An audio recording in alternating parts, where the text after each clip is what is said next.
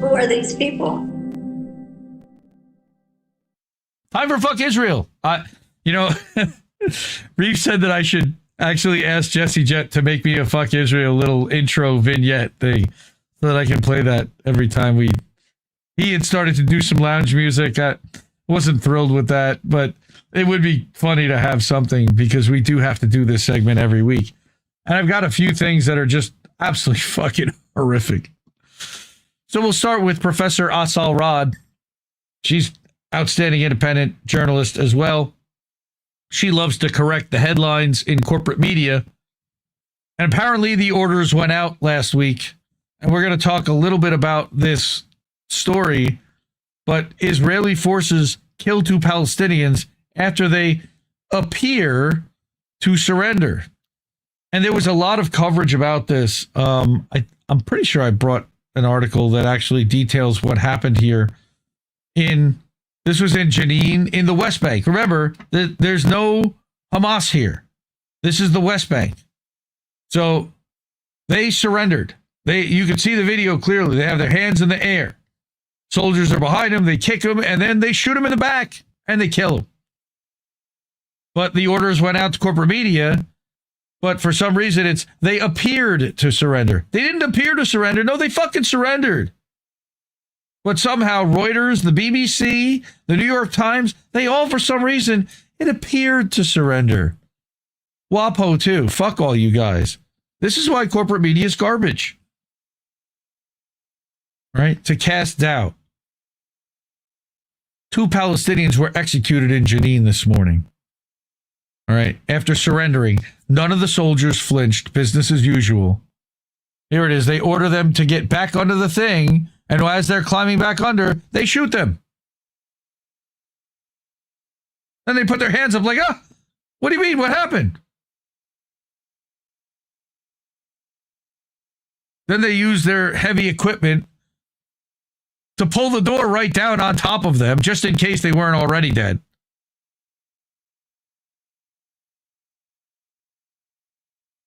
And there's still guns drawn as if these guys are going to pop up and shoot them. Out of their fucking minds, these people. Unspooled.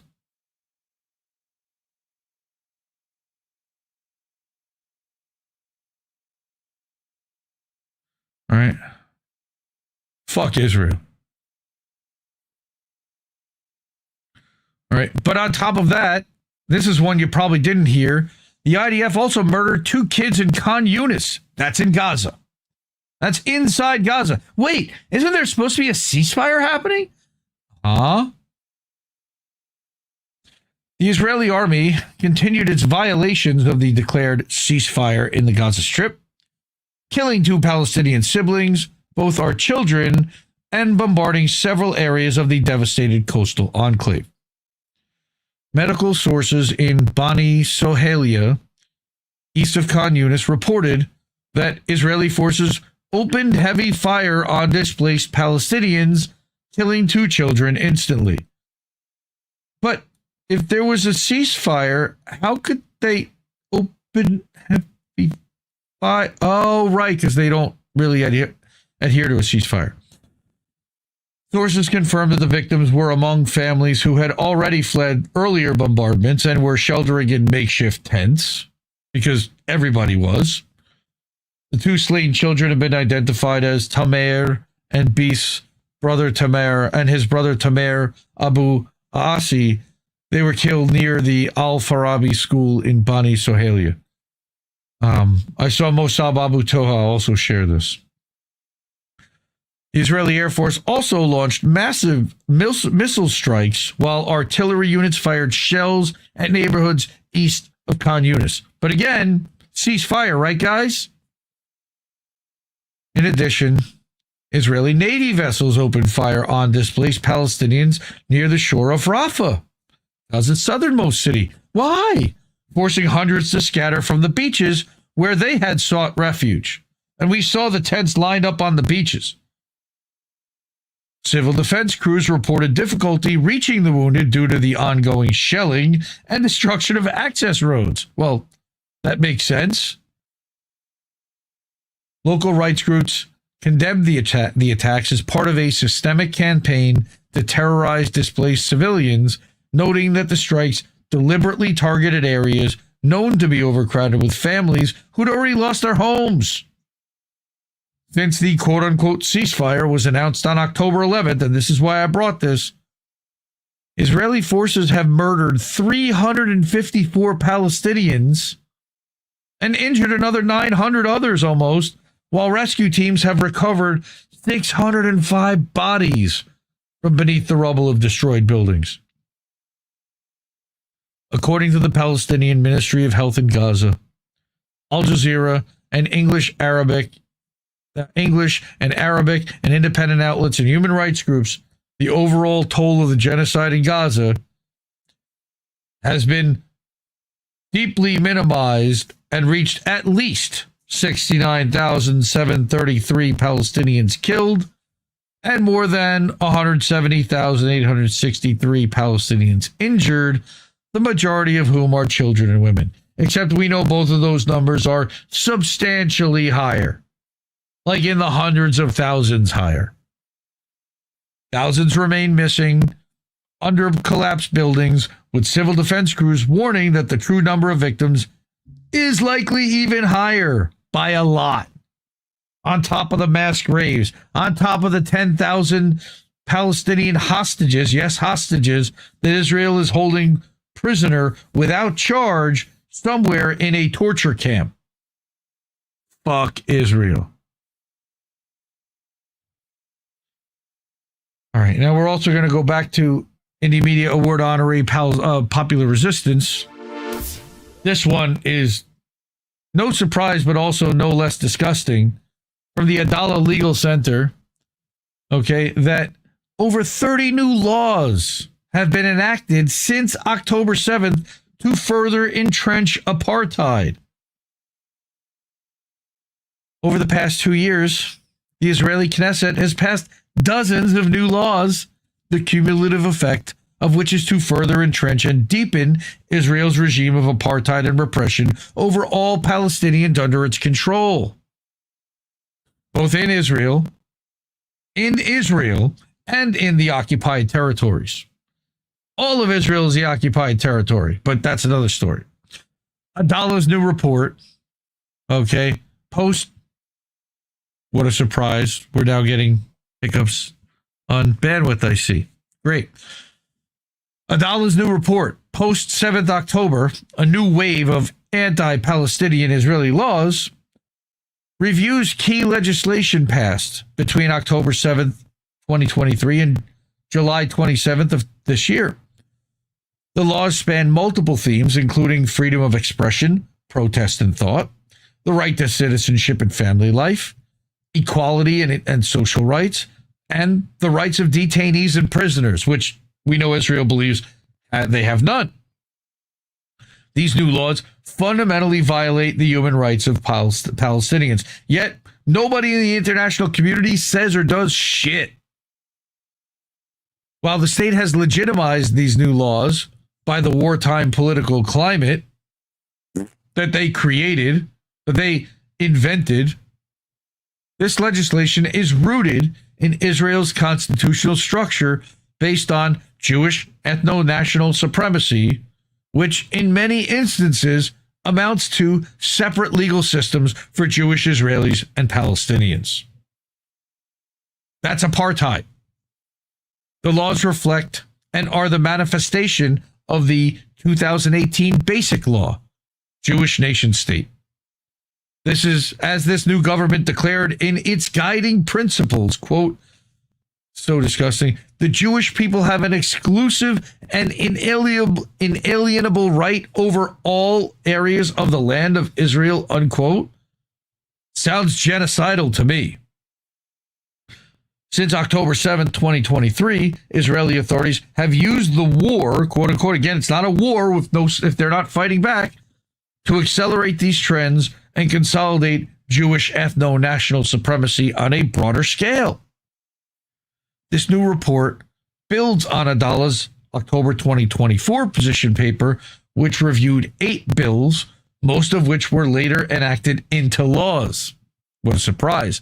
The laws were covered in these reports to join the laws already documented in Adallah's discriminatory laws database, bringing the total to about 100 discriminatory laws. Imagine in this country if there were 100 laws on the books right now that were discriminatory against Native Americans.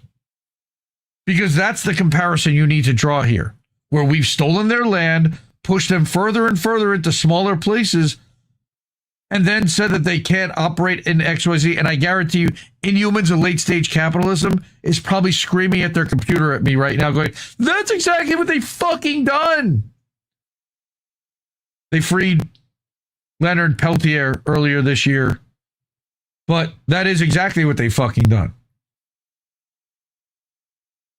But imagine that in 2025, we were passing new laws to further persecute and create an apartheid state against Native Americans who have their poor community outside of the casinos and the land that they own, but they're not doing well financially compared to the rest of a lot of other communities. So to go after them, why? Like, it's either racism, it's punitive, it's bullying, it's imperialistic, and it's disgusting in every way, shape, and form.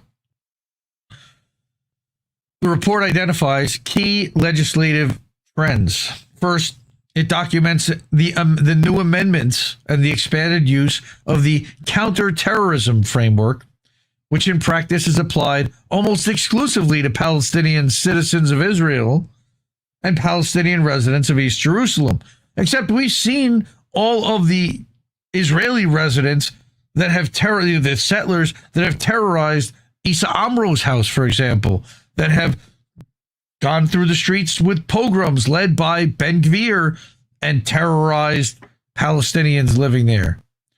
The vague definitions of terrorist act, quote unquote, and terror organization in the 2016 counterterrorism law and the subsequent amendments have become key tools for suppressing Palestinians' freedom of expression, especially since October of 2023.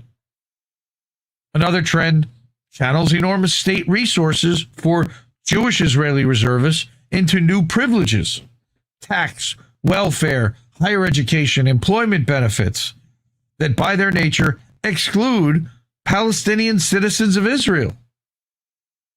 The report also, and again, why there's any Palestinians that would want to live peacefully alongside Israelis in that land where they're already given second-class status. They're not actually given citizenship. They're not given right of return. They're just allowed to live there until the IDF decides they want to take their house. The report also highlights the institutionalization of temporary emergency measures, repeatedly renewed or made permanent, enabling widespread violations of detainees' rights and punitive conditions against Palestinian prisoners held in Israeli custody. Why are we tolerating this? Why is the world tolerating this? Well, this was never the plan. At least I didn't think that was the plan. Right? The report also concludes that the Israeli legislature is consolidating a dual legal regime that privileges Jewish Israelis while systematically violating Palestinians' rights. However, unlike historical systems of racial or religious supremacy, such as the apartheid South Africa or Jim Crow South in the U.S., Most of the Israeli laws cited in the report use neutral legal language. Their legislative history and application, however, demonstrate the systematic targeting of Palestinians. So it can be applied universally if they want to, but they're only applying it to Palestinians. These laws criminalize legitimate political expression, authorize deportations of Palestinian families to where I don't know, block Palestinian family unification, permit the dismissal of Palestinian teachers, revoke Palestinian families' social welfare benefits if their minor children are convicted of what's characterized as security offenses. Of course, Israel gets to determine what those offenses are and if they committed them unilaterally with no trial or any kind of process, including stone throwing. Against a soldier that's holding an assault rifle. Expand detention powers and prolong detention. Restrict access to legal counsel and close independent media outlets, because God forbid anybody got the real story out, right? They violate both Israel's constitutional principles, not that they actually care, and its obligations under international treaties, which they also don't care about, and other countries aren't holding them accountable to. In the occupied Palestinian territory, they further breach Israel's duties under international humanitarian law because they are responsible for the welfare, well-being, and health of the Palestinian people in those territories as well. It's wow.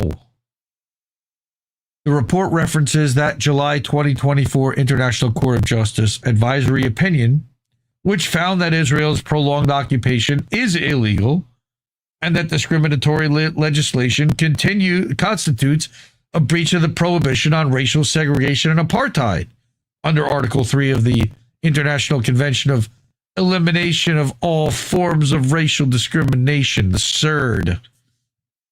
All right.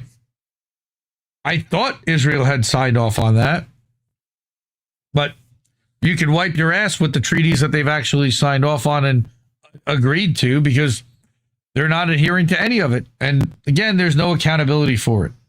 There should be a full blockade of Israel right now, because they're already doing it to the Palestinian people. Why should the Israeli people be able to have goods flow freely? It also situates these new laws within Israel's ongoing genocide in Gaza, including measures restricting UNRWA operations and humanitarian aid, directly violating the ICJ's provisional measures in the South Africa v. Israel case. And we saw that the guy who used to run the IDF, who used to run Unit 8200, he admitted that he had done like a blackmail for hire. A campaign, a smear campaign coordinated against the ICJ.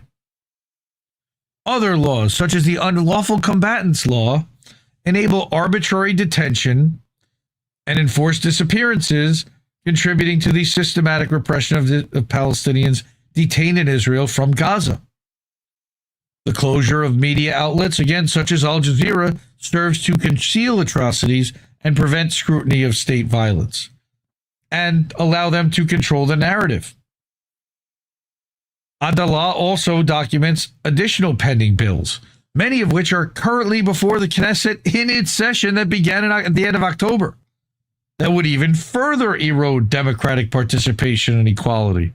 They're just ripping the mask off. There's nothing democratic about them, except what they call themselves. These pending bills would expand the grounds for disqualifying Arab Knesset parties and candidates, bar the employment of teachers holding degrees from Palestinian academic institutions. They'd be able to dismiss university staff based on political views. That's already happening here. Fuck Israel for that. Entrench West Bank annexation through jurisdictional changes. Fuck that. And tax foreign government funding to human rights NGOs, among others, which further discourages human rights NGOs from funding this stuff. A separate bill, and Reef and Colin covered this a couple of weeks ago on INN News, mandates the death penalty for killing an Israeli citizen out of, quote, racism or hostility toward the public, unquote. aiming to harm the state of Israel and the revival of the Jewish people in its homeland, unquote. Even if it's your homeland first that they're stealing. Taken together, these legislative initiatives reveal that this Israeli government and parliament continue to act in defiance of the state's constitutional commitments and international law, whatever that means, reinforcing a regime of apartheid and deepening the denial of Palestinian collective and individual rights. Netanyahu does not want to acknowledge that a Palestinian even exists. So yeah, agreed with all of that. Fuck Israel. I also brought an article from another Indie Media Award honoree, Ricky, over at Council Estate Media. Okay. Google Trends. Now, this one's crazy. Now, I don't know if everybody was paying attention to what was going on during the holidays, but there was this DC shooter, an Afghani guy shot two National Guardsmen in DC, one of whom ended up dying. And turns out he had worked with CIA in Afghanistan when he was a teenager. They had brought him here, and there was a lot of smoke there. But here's the thing. This is weird. Google Trends for DC and Tel Aviv expose another CIA Mossad assassination? What? In a weird coincidence, Google data shows that someone searched for Ramanullah Lakanwal before he carried out the shooting of two National Guardsmen in D.C. on November 26th. How is that possible? The below data shows that on November 25th, there was a spike in searches in the District of Columbia, where D.C. is located. There were smaller numbers of searches the following day. And again, that's the 26th. But why were people searching here and here on the 25th for his name? That's not exactly a popular name. These figures don't show the number of searches performed, but rather a popularity score assigned by Google from 0 to 100. The spike prior to the shooting was given the maximum score of 100 right there. Interestingly, there's a similar spike from Israel, I wonder why, with a score of just over 50. Again, that's before the shooting happened.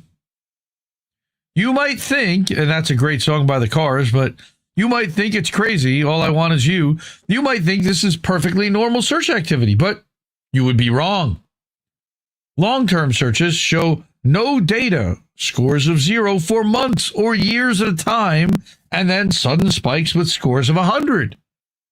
For example, we found spikes in Israel and the UK around the same time in 2023 and 2024. Remember, these things can be planned way in advance, and they can involve multiple intelligence agencies.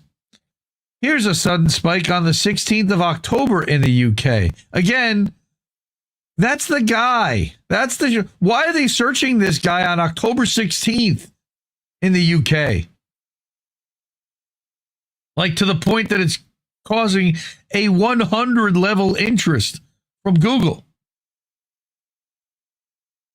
Here's a spike from Australia on the 27th of October. Now, it could be that somebody was using a VPN and setting this guy up. But it seems like there's more than one person here. The Twitter thread shows multiple users sharing their findings in the comments, corroborating the above. You might think this is just conspiracy theory nonsense and nothing to see here, right? Well, you're kind of right, because Google memory hold it and has erased most of the search data. Because they usually do that, right?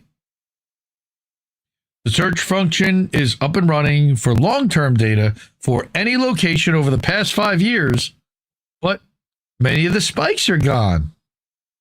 Some of the older results are still showing. It's worth noting that some social media users made screen recordings of their searches because they suspected this would happen and didn't want to be accused of fakery. I can name one specifically who got allegedly fired by Breaking Points this week. That's James Lee from the 5149 podcast. Google Trends currently shows isolated spikes in the UK and Israel in both 2023 and 2024 at around the same times. That's weird. It then shows nothing until after the shooting, apart from a spike in Israel from July of 2025 with a score of 100. Why would Israel know anything about this cat? However, we know that there were more spikes in the US, UK, Israel, and Australia. Perhaps the older results are just a coincidence. It's hard to say, but it's hard to dismiss the recent hidden results as mere coincidence. If you search the past 7 days for, say, District of Columbia or Tel Aviv, you'll get the above error message. Try to search on Ramanullah Lochinwall and see what happens. A worldwide search now shows 0 records for him prior to the killing. Weird, huh? It's almost like what happened with Charlie Kirk in a way, but he was famous, so he was being searched over time. You didn't have a 0 and then a spike to 100 the minute it happened and then interest falling off the way that it would normally trend. But you saw these things above. That's real. Those things were really there. People were searching Google Trends to see if people were searching for these terms, and it turns out they were. If you're still unconvinced, just look at the below. Yes, that's one of the victims, Sarah Beckstrom, being searched in Tel Aviv prior to the shooting. Why would that be? Why would that be? 100 spiked interest well prior. That's November 23rd. It was before that. Thanksgiving's the 26th. Now, if vanishing Google spikes were the only weirdness around the case, you might argue that more evidence is needed. Evidence such as the shooter's ties to CIA. Well, our CIA director, John Ratfuck, a.k.a. Ratcliffe, cites that the alleged guard shooter's ties to CIA and other U.S. agencies in Afghanistan. Oops.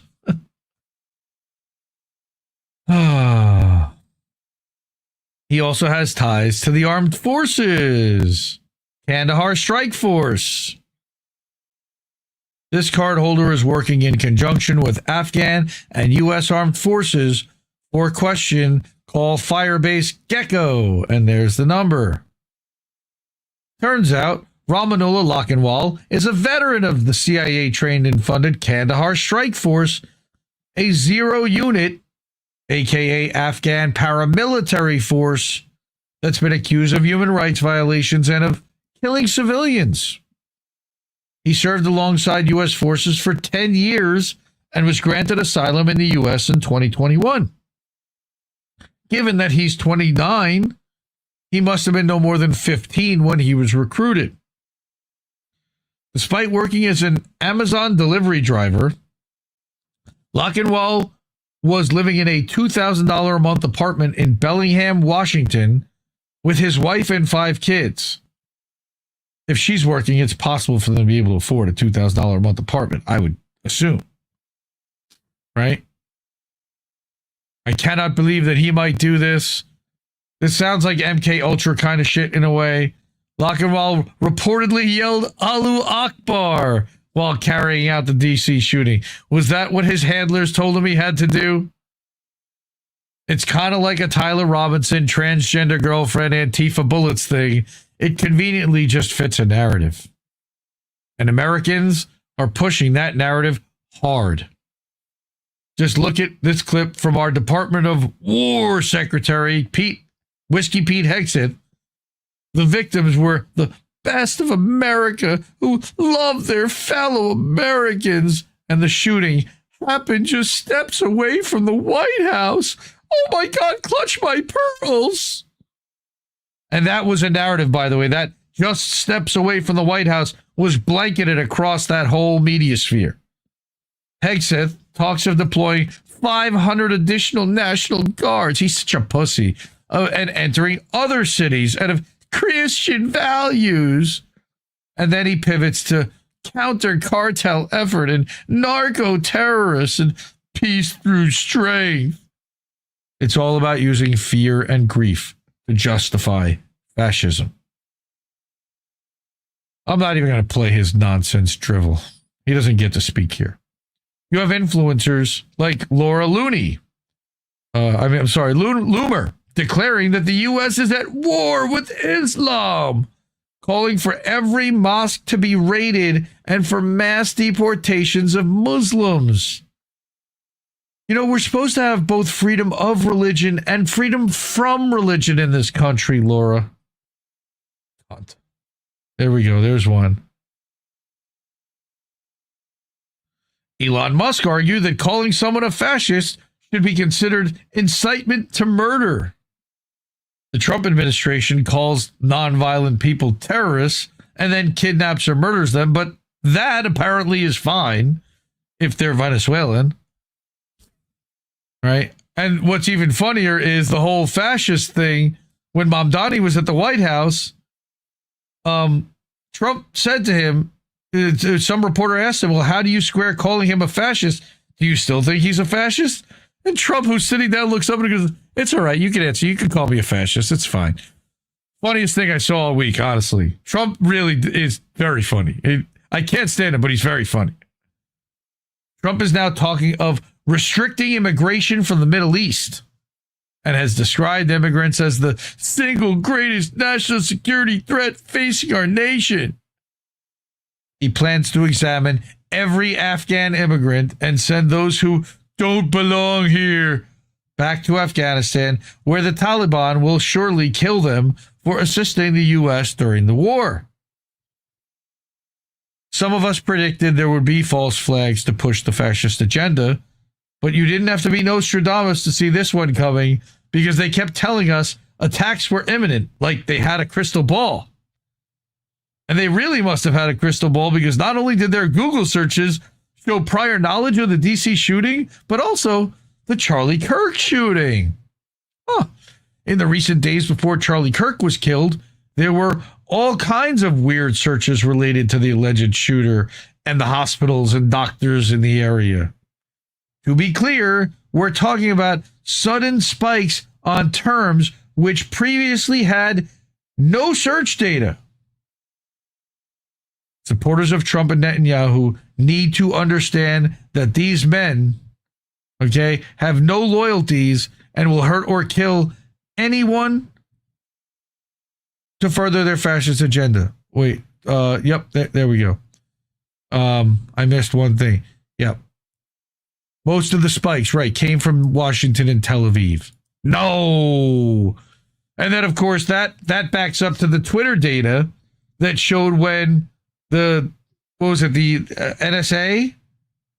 Where were they? Where were they housed?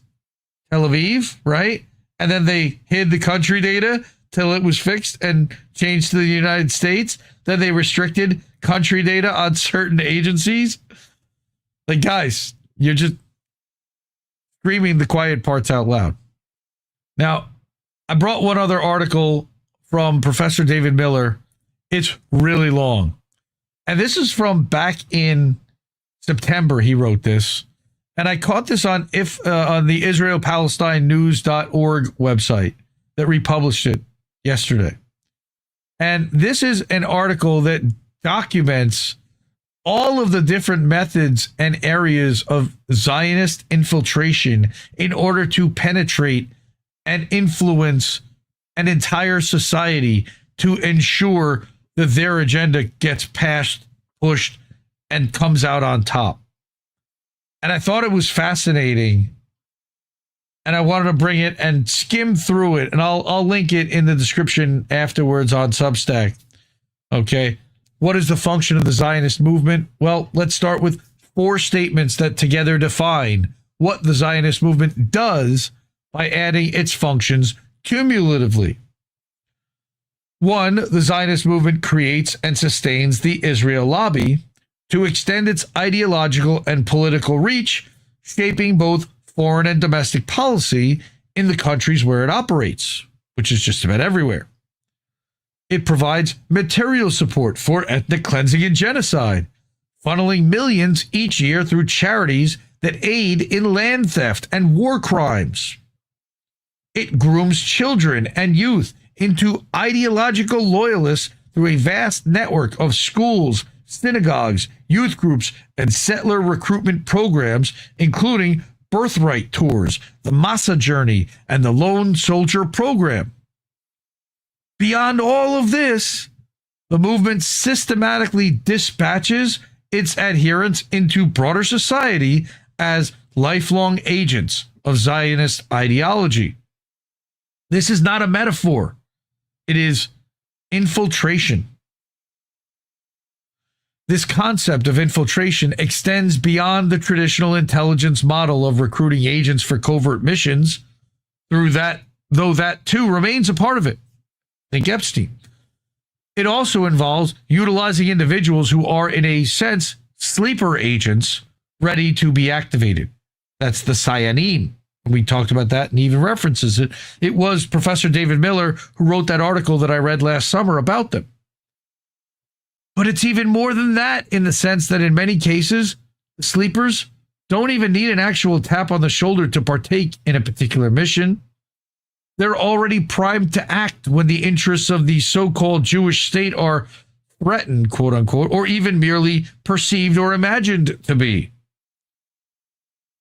They're primed by their often decades-long experience of radicalization and grooming to become believing ideological Zionists. I know I'm related to some. In other words, this is a multifaceted and profound level of infiltration cultivated from childhood and reinforced throughout every stage of life. To understand how such a system came into being, we must first go back and examine the origins and evolutions of the Zionist movement itself. So this starts, again, prior to 1948, because this, again, did not start in 1948. Even the most hardline Zionists and the most revolutionary socialists agree on one point. Prior to 1948, the Zionist movement functioned as a coordinated political force. It organized and executed the Nakba, the ethnic cleansing and mass displacement of Palestinians, in order to establish what it called the State of Israel. Zionists, of course, reject this terminology, but the historical record is clear. With its primary objective achieved in 1948, the movement briefly considered dissolving. However, at the World Zionist Congress in Jerusalem in 1951, delegates chose to continue and redefine new goals for the future. This led to the creation of the Jerusalem Program, which formally codified the movement's new objectives. Alongside it, the Israeli parliament enacted the World Zionist Organization Jewish Agency Status Law to govern the relationship between the State of Israel and the Zionist movement. That law remains in effect today, shaping the global Zionist movement's operations and responsibilities. Bet you didn't know that, because I didn't before I read this. At the World Zionist Congress held in Jerusalem on September 24th, 1951, the movement faced a crossroads. Again, this was about whether to go forward or disband. But, with new goals in practice by a vote of 286-0, with the remaining 438 delegates abstaining. So it wasn't a majority. But the ones that didn't vote just didn't vote. So you got a unanimous quote-unquote vote. But there were over 700 delegates, most of which abstained. The ones who voted yes to continue. David Ben-Gurion speaks at the 51 World Zionist Congress. They adopted the new set of objectives to reorient the movement. These were defined as the strengthening of the State of Israel, the ingathering of the exiles in Eretz Yisrael. Okay, they want to grab all the Jews from outside and bring them in, and the fostering of the unity of the Jewish people. They wanted to make it insular so that there was nowhere else safe in the world for Jews to live. That's the narrative that they were using to push all Jews toward Israel at the time, to give it legitimacy. This movement marked the transformation of Zionism from a settler colonial movement into a global ideological infrastructure. It was no longer about just building a state. It was about embedding that state into the hearts, minds, and institutions of Jews worldwide.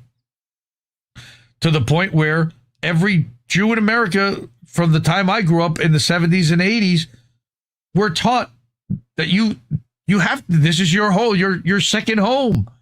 It's not my home. It's never been my home. I never felt at home. I never considered it to be my home. I don't feel welcome there, and I don't want to ever be there or ever go there again. I have no interest in that. But I have more rights to the land there than people that spent their entire lives there right now. It's disgraceful. So at the time, the law passed by the Knesset to formalize that relationship, all right, spelled out the obligations of both parties and designated the World Zionist Organization as the authorized body responsible for developing and settling the land, absorbing immigrants from the diaspora, and coordinating the work of Jewish institutions operating within Israel. Now that Zionists of America is a spin-off of the World Jewish Congress, by the way. It still exists today. Talked to Gen X Girl about that earlier this year. Crucially, the law affirmed that the state of Israel expects the cooperation of all Jews as individuals and groups in building up the state. That's why they call us self-hating Jews if we're against this. Because they have to alienate anyone that's not on board with their little fucking ethno-state project. Fuck these assholes. It further stipulated that the World Zionist Organization requires full cooperation, again, in its coordination, right? To that end, the law mandated the creation of a formal committee to coordinate activities between the Israeli government and the Zionist movement's executive leadership. Well, wouldn't that give like an ethno-state apartheid kind of a leg up and unfair advantage over everybody else in this quote-unquote democracy that you just created? In other words, the State of Israel and the World Zionist Organization, as a matter of law, are required to work together, and also as expressed in law, both bodies expect the cooperation of all Jews. How are they to fucking write a law of what Jews in America can do? Fuck these people so hard. The extent to which this expectation is met remains an empirical question. It should be. So, among these are, again, the preservation of Jewish unity and enduring the bond to Eretz Yisrael. Fuck these assholes. All right. The duties of the individual Zionists. So what they did was they decided to come up with like a set of laws or a set of a code. Here's what we expect from you as a Jewish individual, even in another country. From 1972. Among these were the call to make Aliyah, that is, to become a settler colonialist in occupied Palestine. Others included joining local Zionist federations or affiliated groups, actively promoting the movement's ideological program, and ensuring children receive Zionist, Hebrew, and Jewish education designed to reinforce loyalty to Israel. Zionists were also expected to donate financially through established channels such as Karen Hayesod, the Jewish National Fund, or their local branches in order to consolidate Israel's economy and fund its expansionist aims, and also give it lobbying power. With the exception of physically becoming a settler colonialist, all of these duties amount to an explicit call for infiltration of host societies. Perhaps the most direct duty, however, is to strengthen Zionist influence within the community. This likely refers to the Jewish community rather than broader society, but Even so, it's still a call to expand the influence of Zionism on society as a whole. Again, fuck Israel. Right, more like the Jerusalem pogrom. Yes, that's right. Go start over on Rumble. Okay, one might reasonably ask, how much attention ordinary Zionists pay to such calls? Are these dry, dead words left to gather dust in the central Zionist archives in Al-Quds? Or do they still animate the central activities of the movement today? Well, let us take a look. Here's a 1961 report from the Jewish Chronicle about a Zionist meeting in Glasgow, which came to hand as I was writing this. I present it as an example of the movement's thinking and practical activities. The meeting was specifically designed as an educational Zionist event and expounded a particular set of ideas. Okay, this is about educating diaspora children as Jews, right? And this is, the minutes say, outlining a practical program for bringing up children as Jews, Dr. Simon declared that this would have to start with the education of expectant Jewish mothers and fathers at child guidance clinics. As a result of this, children from their earliest years would be reared in an atmosphere where they would see all the symbols and customs of Jewish life observed. This would then be followed by the children being sent to a Jewish or Hebrew kindergarten and then to a Jewish day school. They're isolationists. Another important part of the program, Dr. Simon went on, would be the creation of a Jewish resurgence. In this connection, however, it was an unfortunate something for Anglo Jewry when people, it's cutting off the book, like Rabbi Dr. Alexander Altman fled the country at a time when there was so much need of him to be here. There was also a vital need for a planned Jewish adult education program, said this Dr. Simon. All right.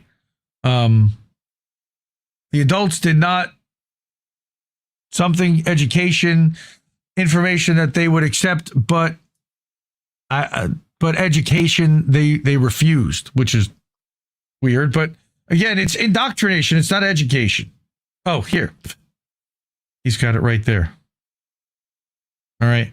The measures which would be taken if the children in the diaspora were to remain Jews were discussed by Professor Ernest Simon of the Hebrew University, where he gave an address at a meeting held in the Central Hotel last week in connection with the Zionist Federation's Education Fortnight.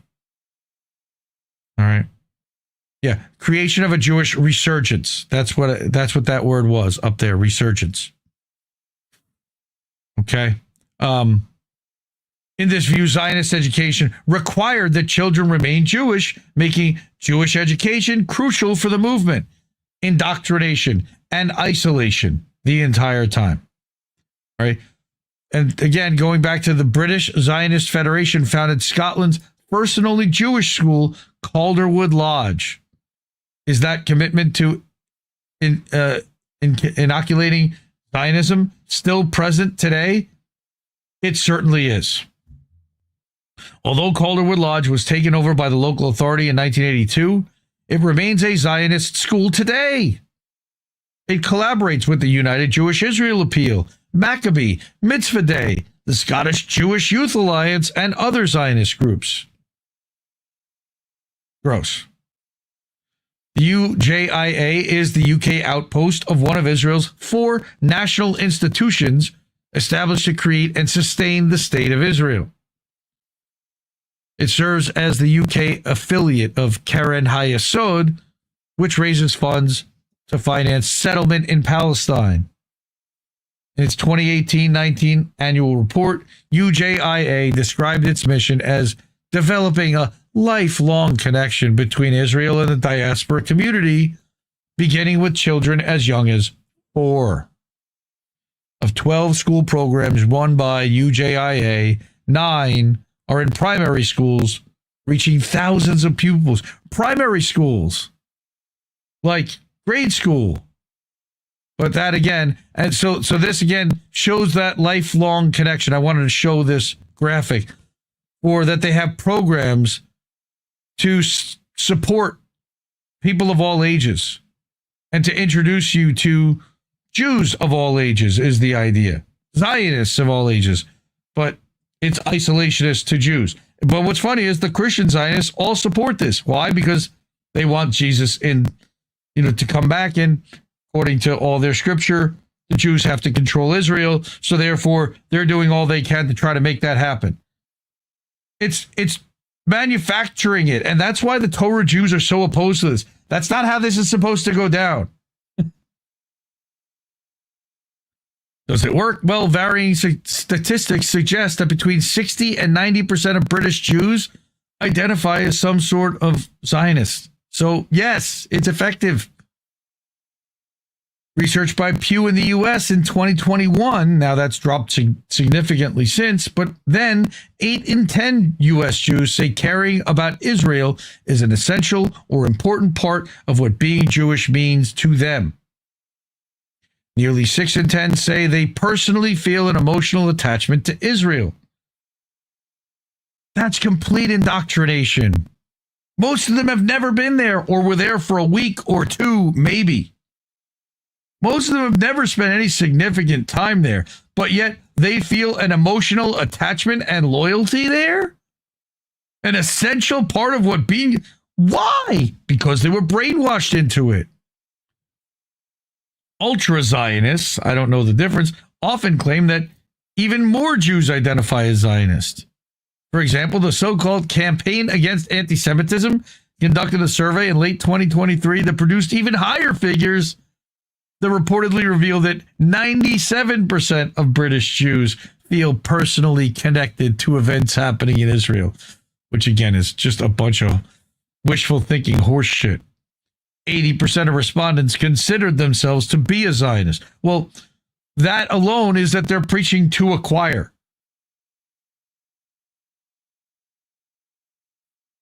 Again, this is a really long article. Here are some of the infiltrators. Some within the movement consider the term infiltration outdated, arguing that it implies a deliberate Zionist strategy. Yet, this article has shown that such a strategy does exist. The question, however, is how conscious or deliberate it really is. The evidence suggests that there are different types of infiltration and different types of infiltrators. Okay, so he lays them out. We can begin with those directly or indirectly engaged in specific forms of infiltration on behalf of agencies to the Zionist entity, like the people that scream about pro-Israel stuff, for $7,000 a check. Their activities align more closely with the traditional sense of the term. From there, we turn to those with looser ties to the movement as a whole. In what follows, he outlines 6 types of infiltration. So you have, again, direct service to the Zionist entity. That's where they literally serve in the IDF, right? They delivered Mossad agents and weapons for subversion and assassination operations in Iran. That's the Ofer family. Another involves activities linked to Epstein, who gathered sexual compromise for Israeli intelligence. Not allegedly, he did. Mossad also relies on Sayanim. Again, we talked about this before. It's informal helpers abroad, most famously Robert Maxwell. Beyond this, there's thousands of Zionists working in the Israeli Ministry of Diaspora Affairs and its predecessor, the Ministry of Strategic Affairs. Very kind of, generic terms. Their operations range from propaganda and lobbying to trolling, doxing, and lawfare. And there's, again, evidence of all this stuff documented. One such network is the Combat Anti-Semitism Movement, which has nearly 1,000 members and operates in a joint venture with Voices of Israel, which is a company run by the Ministry of Diaspora Affairs. In total, many thousands of Zionist groups are engaged in this form of activity. It's a massive spider web of activity. Then you have tech startups, right? Unit 8200, using spyware like Celebrite, NICE, Toka, and the NSO Group, maker of Pegasus. Right? Then you have covert use of this vast surveillance apparatus by the Zionist regime has been widely noted. Investigative reports have also shown that the significant numbers of Zionist infiltrators, including former occupation forces members, intelligence operatives, and others, have secured senior positions across mainstream media and big tech. We've been covering that here at INN for years. Alan McLeod at Mint Press is famous for outing all the 8,200 people that work at Apple and at Facebook and Google and TikTok and everywhere else, and Meta and Microsoft even. Right, then you've got emissaries of the Zionist project. Right, this is also a civilian equivalent of the Sayanim, known as the Shlichim, or emissaries. That's like your Bill Ackmans. Right, these emissaries are placed in schools and synagogues and JCCs. Right. So you've got people like that. Then you've got Zionist family networks. And finally, you've got defending Zionism over the life course. Final form of infiltration is tied directly to the strategy of ensuring that all Jews make an enduring, lifelong commitment to Israel. As this article has shown, again, this has been central to the Zionist movement since at least 1951 and remains so today. Zionists expect all Jews to act on behalf of Israel whenever called upon, or whenever they perceive Zionist interests to be under threat. And I say, fuck Israel. And if they call on me, I'm going to say, fuck Israel. Practically, this means service to Zionism through daily, professional, political, and social activities wherever Zionists find themselves. In the media, political parties, business, finance, schools, universities, civil society, including the left wing and so-called anti-racist organizations. Yes, they want to infiltrate, literally. It's just, wow. In other words, Zionists throughout the social structure are engaged in subversion and infiltration. One example is the Jewish network within the UK civil service. Although set up by the civil service itself, it is in practice run by and for Zionists rather than Jews. Similar patterns exist in universities, the media, the legal professional, finance, industry, and other institutions across society. All right. When the time comes for the proverbial tap on the shoulder, how many who've passed through Zionist indoctrination will fail to respond appropriately? I'm one of them. To ask the question is almost to invite disbelief. In many cases, no tap on the shoulder is even required. Across the BBC, the media, the entertainment world, civil service, politics, finance, and other commanding heights of society, there are already Zionists who are ideologically committed. And for them, it makes perfect sense to do the right thing when the moment arrives. The fact remains that the Zionist movement encourages loyalty to its ideology and its program of action, even when these run counter to the interests of the host state, or in all cases, to the interests of its citizenry. All right? Can we trust Zionists in the end? No. Do we imagine that they're not infiltrating the left, the Palestine solidarity movement, the anti-war movement? Zionism is at its core a racist ideology. No matter how hard liberals, socialists, or leftist Zionists try to disguise it, that racism always reveals itself, whether in adopting Zionist positions in their professional lives or in subverting and sabotaging pro-Palestine activism in political life. Are you hearing me, Zoran Mamdani? Yeah, I said it. This has historically meant that the anti-racist movement and the Palestine solidarity movement have been weak on the question of Zionism. It was a major mistake for the left in the UK and elsewhere not to confront Zionism head-on earlier. Today, we face a significant struggle to cleanse the left and the anti-imperialist movement of both Zionists and Zionist assumptions, ideas that have seeped out of the movement and into the consciousness of many non-Zionist or anti-Zionist socialist activists. This process has been underway for many decades. However, this isn't the place for a detailed analysis of the Jewish left or of Zionist penetration of the non-Jewish left. A fuller exposition will be needed in another article, but for now, it's enough to point to the need for a material and maximalist anti-Zionism. All right.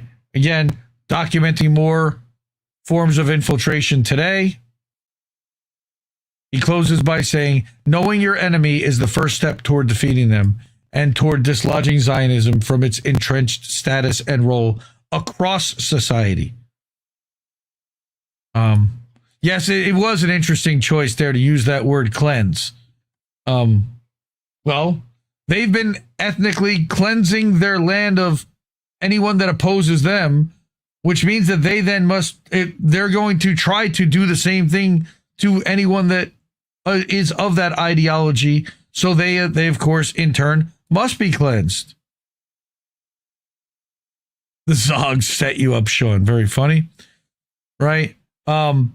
There's just so much here. David Miller, this is a great article. There's, again, even more here than I was able to go through. Follow him on Twitter at Tracking Power. He's also on Substack. Oh, I wanted to mention, by the way, that he was fired from University of Bristol. Getting back to this article all the way at the bottom here. Sorry to scroll and make you go blind. David Miller is a non-resident senior research fellow at the Center for Islam and Global Affairs at the Istanbul Zaim University. But he is a former professor of political sociology at the University of Bristol. Again, fired for his anti-Zionism, for his pro-Palestine views. He's a broadcaster, he's a writer, and an investigative researcher. He's a producer of the weekly show Palestine Declassified on Press TV. And he's the co-director of the public interest investigations, of which spinwatch.org and powerbase.info are projects. So support David Miller. I appreciate his deep dive into exposing just how deep Zionism goes to infiltrate itself and to embed itself into all different areas of society so that they can make a phone call to, quote unquote, the right person, to an ally, to someone that will do their bidding for them when the time comes. Fuck Israel, by the way, one more time.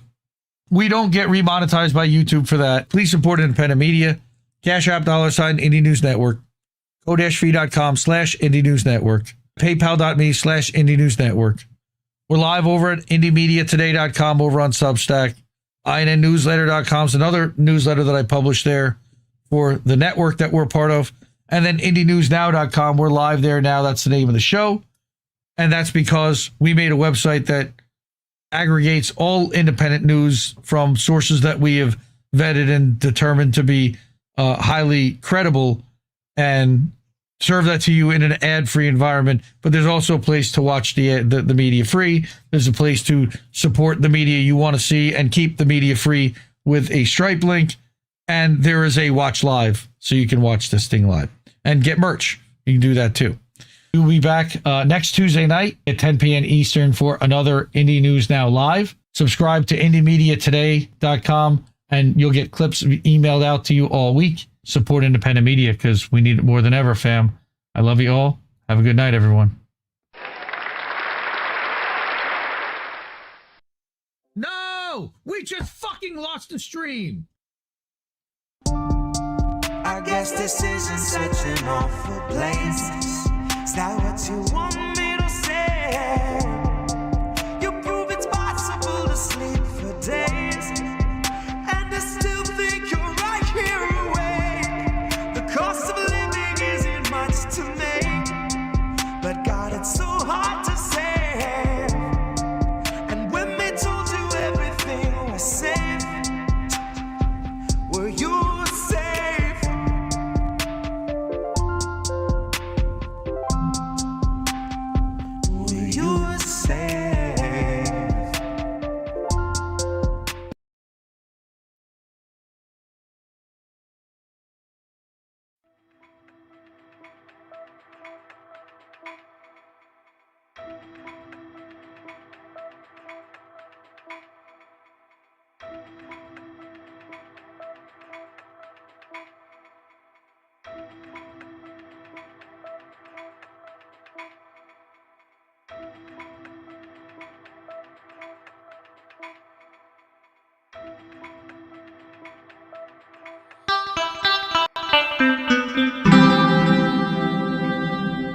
Who are these people?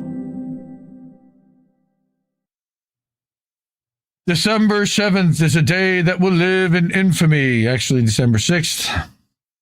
And it's because it was 2 years to the day that Refaat Alareer was murdered by the IDF after being targeted by Barry Weiss, of all people, which was weird, but she's, of course, a rabid Zionist, and she decided to put a target on him, and he explicitly said, and we're going to get to that in a second, but I wanted to make note of that. I wanted to read an article written by our friend, The Dissident, INN co-founder and friend of the show. I'm planning on doing another one-on-one with him in the next 6-8 weeks or so. He's covered a ton of stuff lately. So he wanted to write a reminder that 2 years ago today, a Barry Weiss-led smear campaign led to the IDF murder of Refaat Alareer. And we're going to go through this.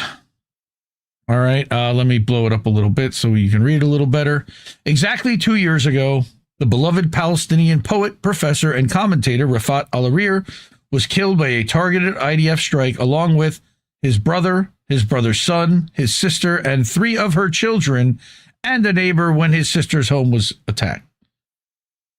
As the Electronic Intifada Indie Media Award honoree documented after his murder, Alareer was best known for his wicked sense of humor, continuing to crack jokes even amid what he called the indescribable terror of relentless Israeli bombing and shelling and the pervasiveness of death.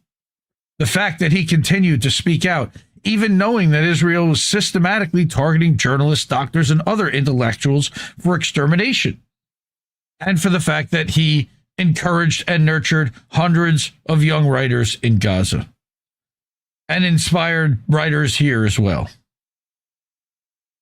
When the genocide in Gaza began, Refaat not only exposed Israel's crimes to the world, but also debunked the atrocity propaganda used to justify them.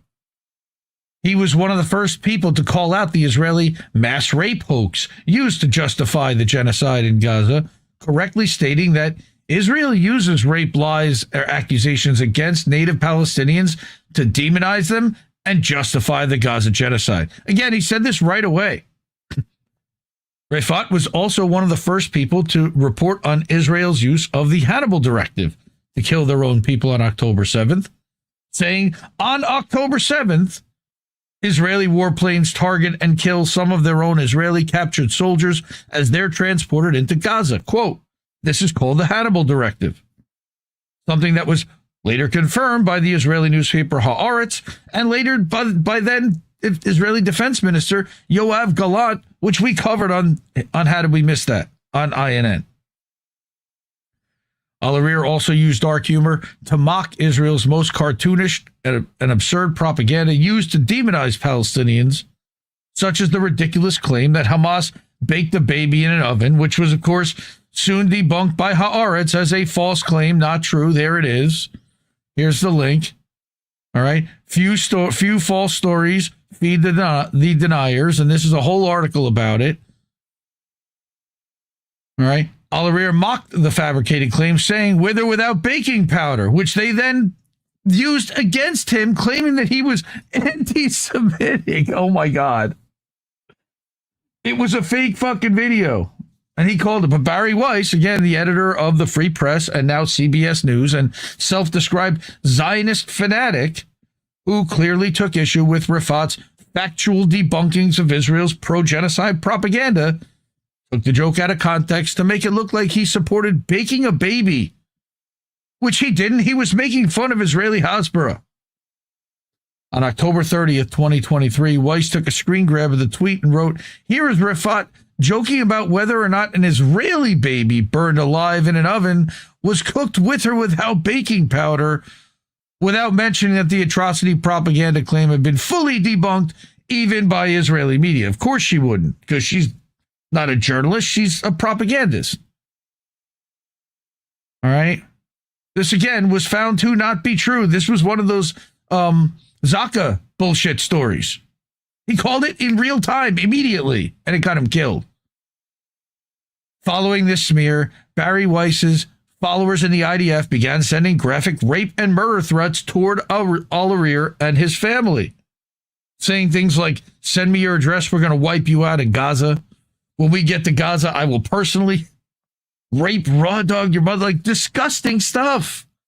And he showed these tweets. Refaat shared the graphic IDF threats and wrote, "If I get killed by Israeli bombs or my family is harmed, I blame Barry Weiss and her likes. Many maniacal Israeli soldiers are already bombing Gaza. Take these lies and smear seriously and act upon them." And here's some of the DMs he was getting.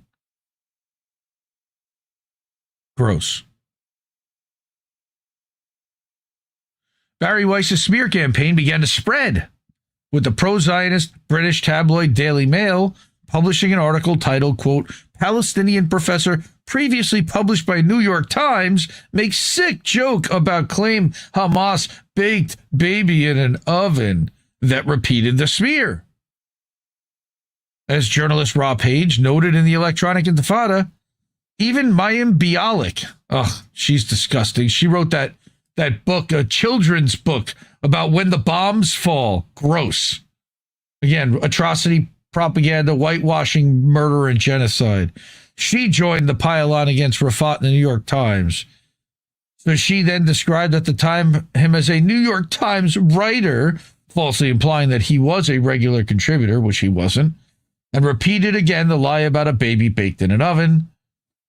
She said that when finding out that a baby was found in an oven, which it wasn't, he made a joke about whether what they baked it with. That was something he thought was appropriate to do. He made a joke about that. No, he didn't. She never deleted the tweet. She never retracted it. When he was murdered 2 years ago by the IDF, evidence shows that it was a targeted strike against him using her smear campaign as justification. The NGO Euromed Monitor noted that, quote, "Rafael Alareer was killed in his sister's home in Al Sidra neighborhood in Al Daraj area in Gaza City, along with his brother Salah and one of his children, Mohammed, his sister Asma, and 3 of her children, Allah, Yahya, and Mohammed also, and a neighbor. The airstrike surgically targeted, quote unquote, the apartment on the second floor where he was in a 3-story building and not the entire building, indicating the apartment was the target and not possible collateral damage." Again, we know that they were targeting journalists by their cell signals, so again, this isn't much of a surprise. Journalist Richard Silverstein reported that, quote, "A well-informed Israeli security source emailed me this confirmation," quote, "Because of the joke, the war cabinet decided that he is an Amalekite and ordered Shabak and the IDF to find and kill him." Following his murder in April of 2024, Israel killed his daughter, baby grandson, and son-in-law in yet another targeted strike in Gaza City. By the way, these are all war crimes, which killed Shimia Refaat Alareer, her husband Mohammed Abd al-Aziz Siam, and their 3-month-old son Abd al-Rahman. Yeah, his grandson, baby. Because 3 months old, that's justified, right? Fuck Israel. Because he told the truth about the Israeli genocide in Gaza and the propaganda used to justify it, Barry Weiss put a target on his back with a smear campaign that culminated in them doing exactly that, targeting and murdering him, along with several members of his family. Fuck Israel. Support independent media like The Dissident that will call this for what it is. All right. Just heartbreaking. Just taken too soon, unnecessarily. Rest in power. Thank you for your contribution to the world. Like, seriously. Watch some of the videos and the interviews that he did with EI. It's so sad. Like, this guy was peaceful. He was peaceful. And then they invaded his home and they bombed everyone around him and they murdered everyone around him. This guy didn't want to fight. This guy wanted to teach. Okay. Next, we go to Israel-Palestine-News.org, another really good organization, good outlet. That it's another aggregator, but this is all they focus on. Straight up, just Israel-Palestine. And they put out a daily update, daily going across Gaza and the world and everywhere. Specifically, in this case, I wanted to get to the West Bank. And I've got another story about West Bank as well, but here's Gaza only receiving 16% of the cooking gas that it needs, right? And this is coming out of B'Tselem, right? Then we've got, here we go, occupied West Bank, Jerusalem headlines. First of all, every day, Palestinians in the West Bank and East Jerusalem endure dozens of incidents like the ones below at the hands of Israeli soldiers and or settlers. For background on the West Bank, read these two pieces. Again, this will be linked in the Substack after you go to the link at the newsletter, and you'll see the links to every single thing that I'm showing you tonight. So, Israeli soldiers first killed 2 Palestinians in Hebron. All right, they shot and killed 55-year-old and a 20-year-old. Red Crescent said its ambulances were blocked and medics were prevented, of course, from reaching the victims. Israeli forces withheld the body of Rajabi, the 20-year-old. Why? The army alleged that the two carried out a car ramming attempt that lightly injured one soldier, but eyewitnesses and humanitarian groups even disputed this account, describing the killings as a field execution, which we know happen all the time. Since October 2023, Israeli forces and settlers have killed at least 1,000 Palestinians in the West Bank. Again, no Hamas in the West Bank. And around 224 of those are children, meaning under 18. Children. This one was heartbreaking also. Israel orders to uproot hundreds of olive trees. Why? It's just straight cruelty. Hundreds of year-old olive trees uprooted because they want to systematically destroy the way of life, the infrastructure, the agriculture, but it's not genocide, right? That's the textbook definition of genocide. Israeli forces shoot 4 Palestinians near Jerusalem. Soldiers abduct 6 Palestinians in Qalqila and Ramallah. And look at this. This is what. Look at, he's aiming literally at the cameraman right there. Wow.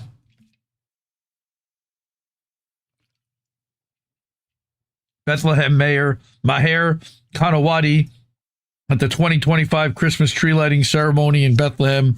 We are here to stay, to preserve this land, for it has something worth living for, and from it we derive our right to survive. Palestine is the land of messages and our deep roots in history, and it will only happen through our steadfastness and adherence to it. Wherever there is life, freedom, and hope, there will be Palestine.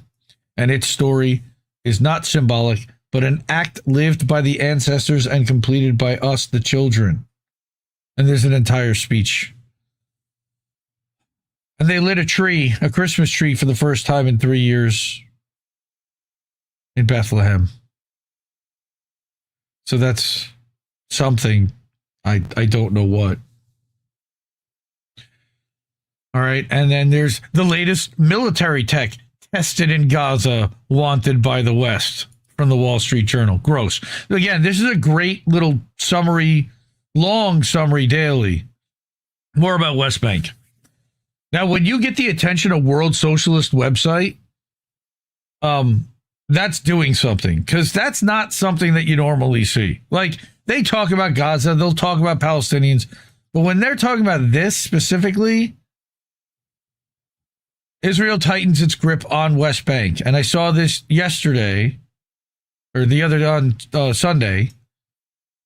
Under the cover of the ethnic cleansing of 2.3 million Palestinians from Gaza, Israel has tightened its grip on West Bank, aimed at incorporating the whole of Palestine into a greater Israel that now encompasses parts of Syria and Lebanon. We talked about that extensively, that it was the plan and that the Greater Israel Project should never be allowed to be happening. And that Israel shouldn't even be recognized as a country by the United Nations at this point. Last week, the IOF mounted its largest military deployment in the West Bank since the supposed ceasefire in Gaza in October, which has killed over 100 people by far, sending in hundreds of soldiers along with armored vehicles to storm the town of Tubas near Nablus. A military spokesman said that a broad counterterrorism operation would continue for several days. The military imposed a curfew on the town, and some neighboring communities closed roads and forced some residents to leave their homes to make way for Israeli soldiers. Where are they supposed to go? Here we go again. This sounds a lot like the forced displacement from Gaza. Get the fuck out. We don't care where. We're taking your house and leave. They're running away from tear gas there. That was on November 28th.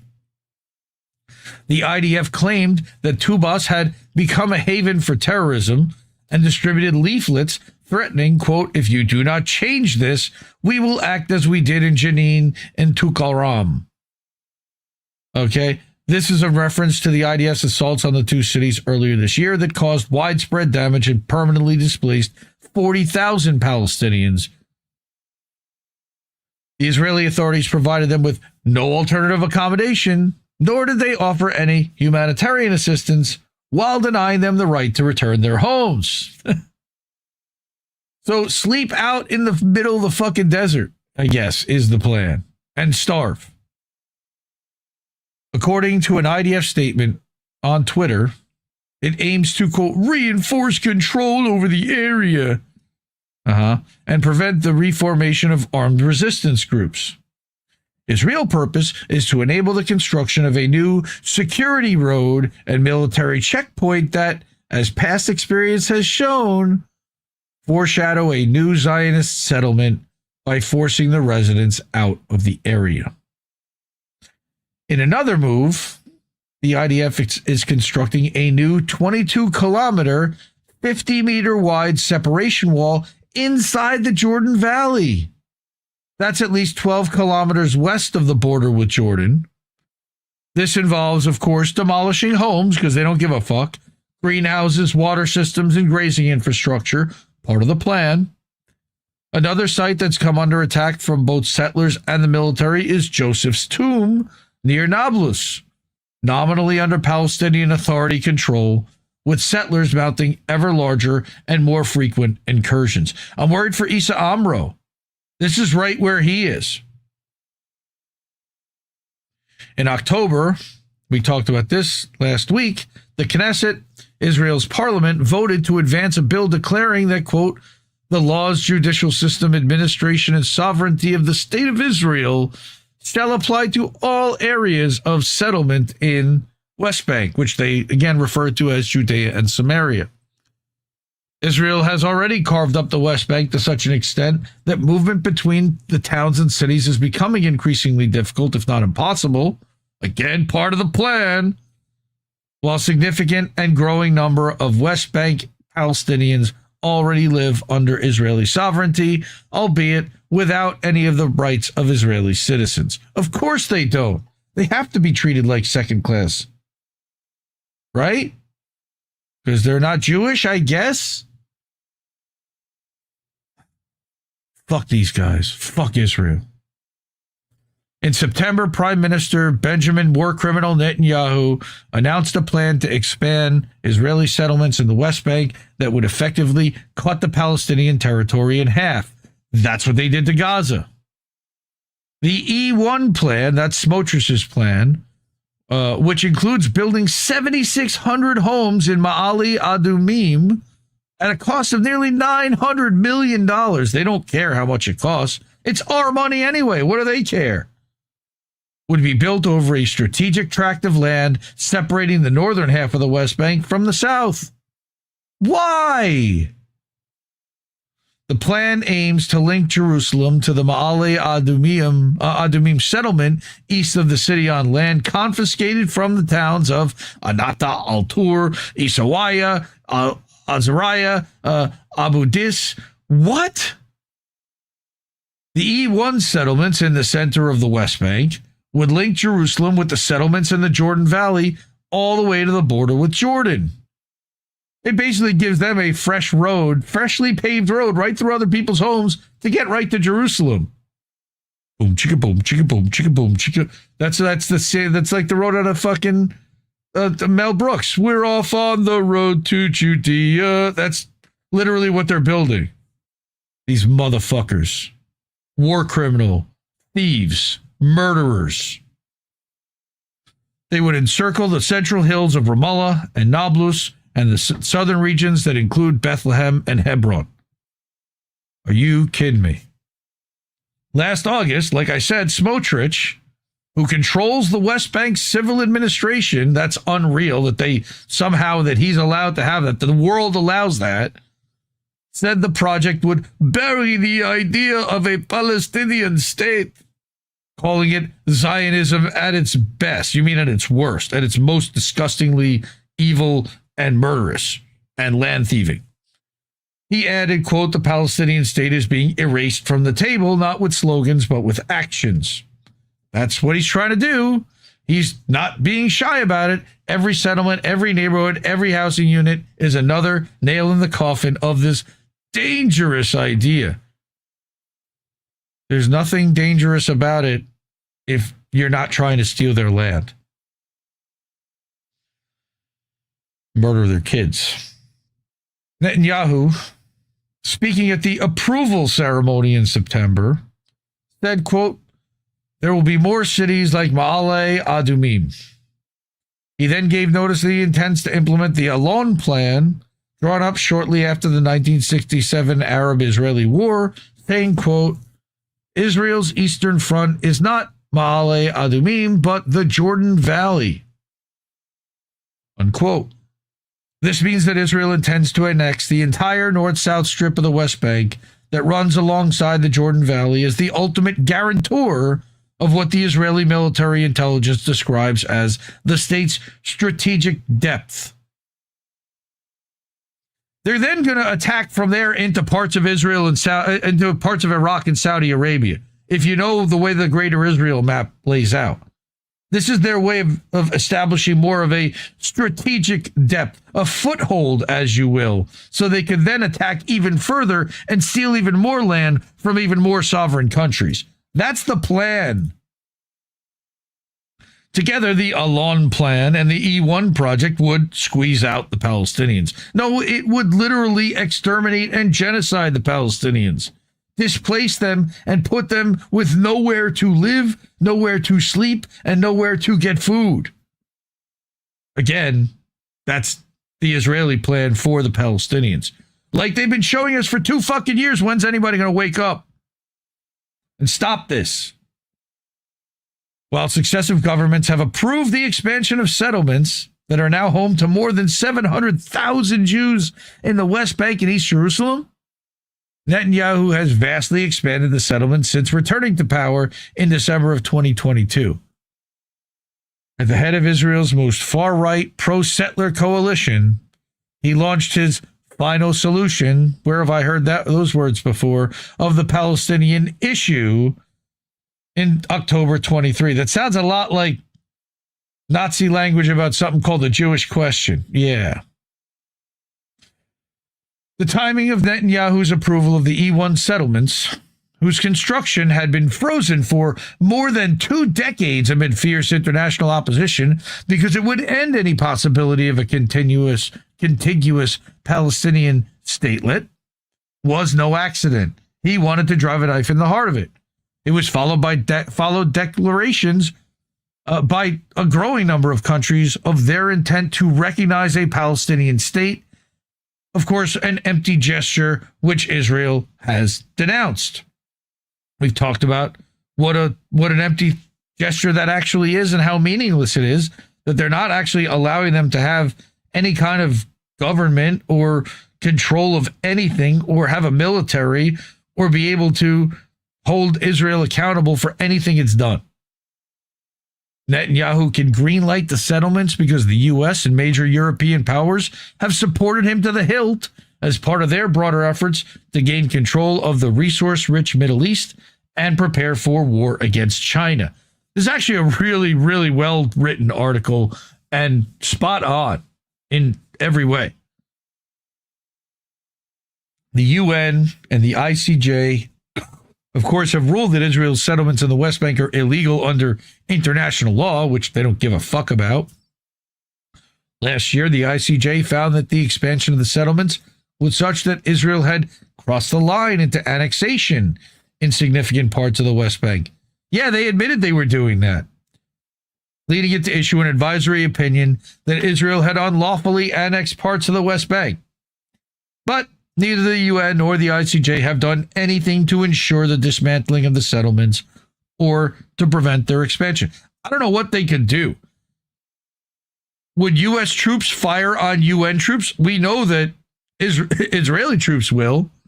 We know that the ICJ doesn't have any kind of a military enforcement arm that could force them to do that, and that Israel isn't even technically part of the ICJ.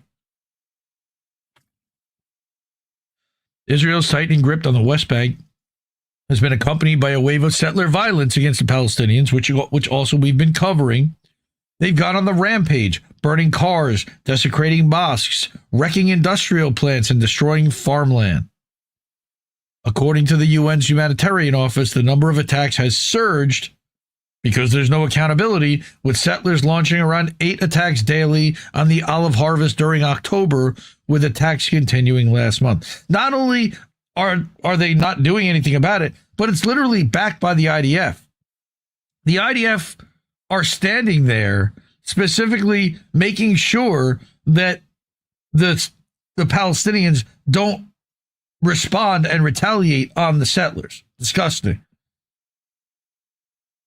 Settlers have injured more than 1,000 Palestinians so far this year, double the rate of last year, and killed 21 people. This is in addition to the at least 1,000 Palestinians killed by the military. According to the UN, settlers have forced at least 2,200 Palestinians from their homes, while the Israeli authorities have demolished the homes of more than 6,000 people. What would happen if somebody went and demolished 6,000 Israeli homes? They've done all this under the protection of the IDF and the police. Wow, somebody just said that before. And with the active encouragement of Israel's far-right coalition government. And the far-right coalition governments of the United States, the United Kingdom, Australia, and everywhere else.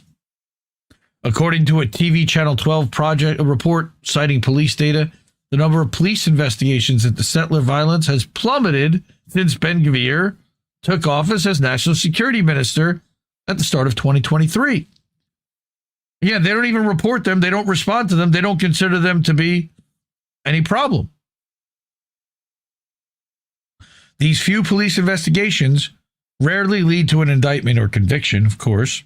According to Israeli rights group Yesh Din, fewer than 6% of all investigations into settler violence led to an indictment during the entire 20-year period to 2024.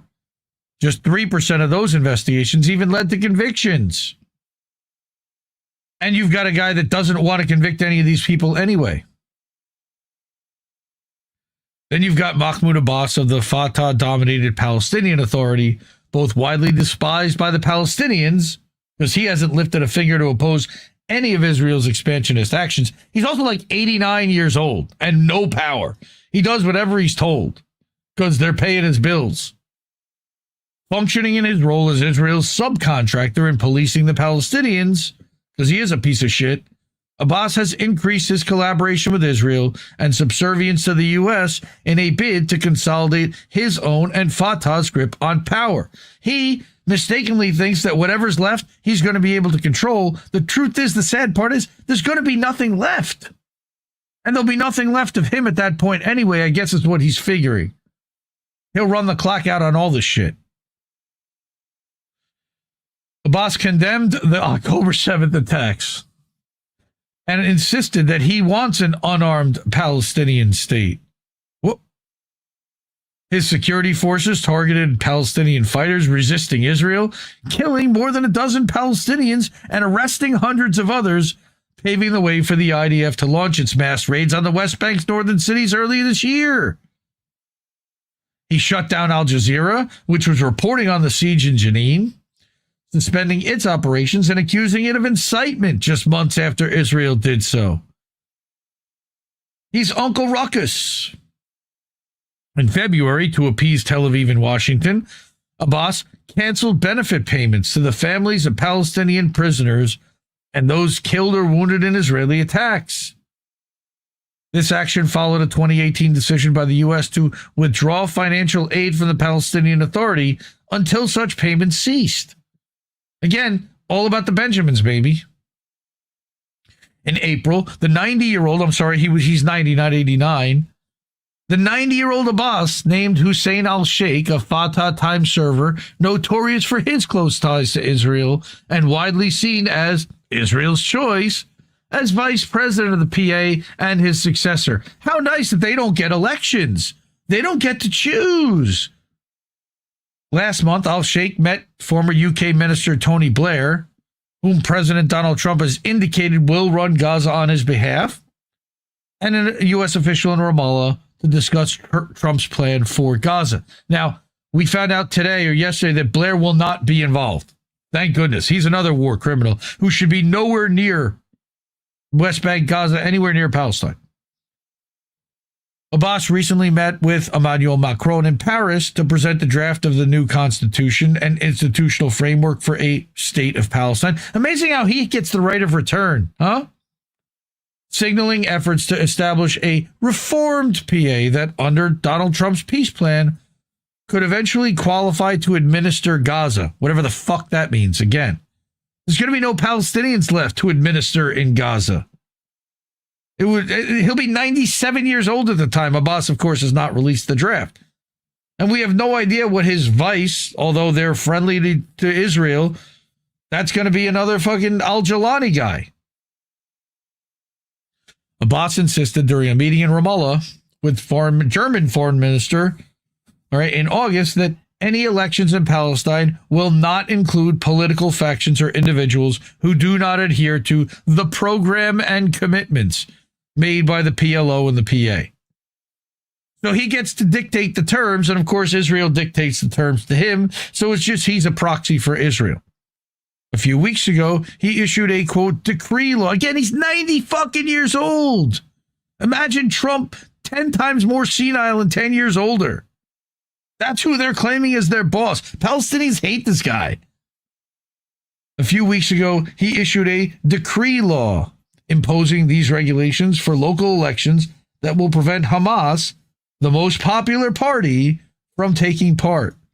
Again, there is no Hamas in the West Bank organized at all. Hamas, for its part, said it will relinquish its rule in Gaza and it will support an interim administration of Gaza under the PA. They're agreeing to all of it, but release the hostages, right? Oh, right. They already did that. Update your Hasbara talking points, folks. Fuck Israel. This was a really good article from World Socialist website. This was Jean Shaul. Really, really good piece. And fuck Israel for all of that. Every war crime that they've committed.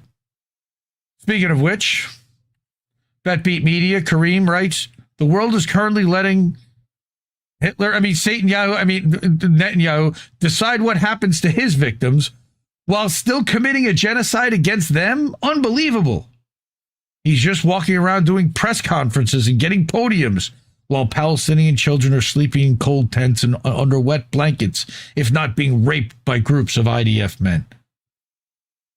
That's the reality of what we're living under right now. And we're supposed to act like this is normal. But worse, we talked about Ben Gvir earlier. All right, convicted terrorist, current architect of mass sexual violence, gang rape, and genocidal torture, walked into the room wearing a noose pin on his suit. Not a metaphor, a literal yellow fucking noose, echoed by the men with him. Yeah, I got a photo. Genocide regalia proudly displayed in government chamber. And he wasn't subtle about the message. Quote, we all came up with the nooses as one of the options for the death of Palestinian prisoners, unquote. There's also the execution platform, the electric chair, the euthanasia. I received 100 requests from doctors who said, just tell me when. And every single one of those should lose their license because, of course, that's not part of the Hippocratic Oath, which is do no harm. This is not policy debate. This is a state rehearsing its fantasies of elimination out loud. While the media fixates on the death penalty bill he's pushing, Wallah quietly reported what the regime is already doing. At least 110 Palestinian prisoners have been executed through torture inside Israeli torture centers. The noose isn't symbolic. It's an admission. A settler colonial regime wearing the iconography of lynching while Palestinians die in its prisons is not extremism. It's the naked face of genocide stripped of euphemism. They're not hiding it. They're accessorizing with it. That's Ben-Gvir. That's him wearing a noose, and his boys all wearing noose pins. Fucking disgusting. These guys belong in prison. And I got more, because fuck Israel. Francesca Albanese, UN Special Rapporteur on genocide. So she's kind of an expert in the matter. All right. Listen to this shit. This is coming out of Ryan Rosbiani. I think this might be an Al Jazeera. I've received threats from all corners. And on top of it, yes, the unilateral coercive measures that make a non-person of me. I cannot exist in the global economy. I cannot have a credit card. I need to borrow money or borrow credit cards, which is not even always possible because not all countries allow you to use a credit card that is not yours. I had a U.S. medical insurance that refused to reimburse me because of the sanctions.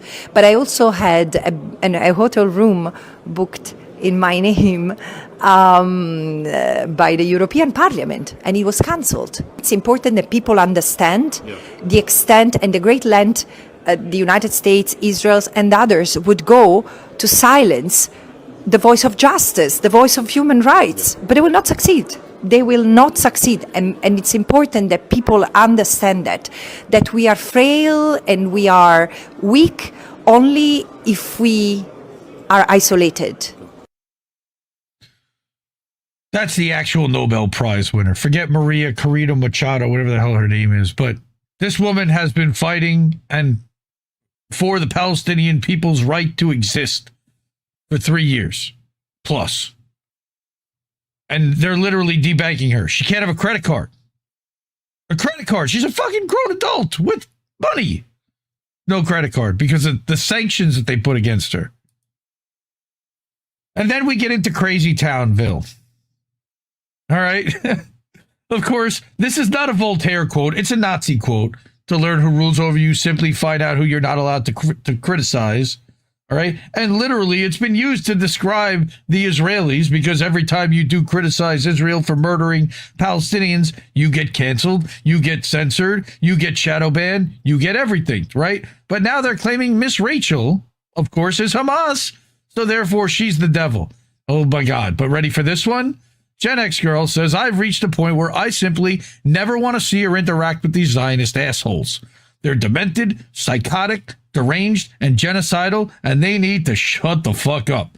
What are we talking about? Well, our village crazy lady found this wonderful person looking into wondering who's funding Miss Rachel. Lunatics. Ready for this one? Oh, my God.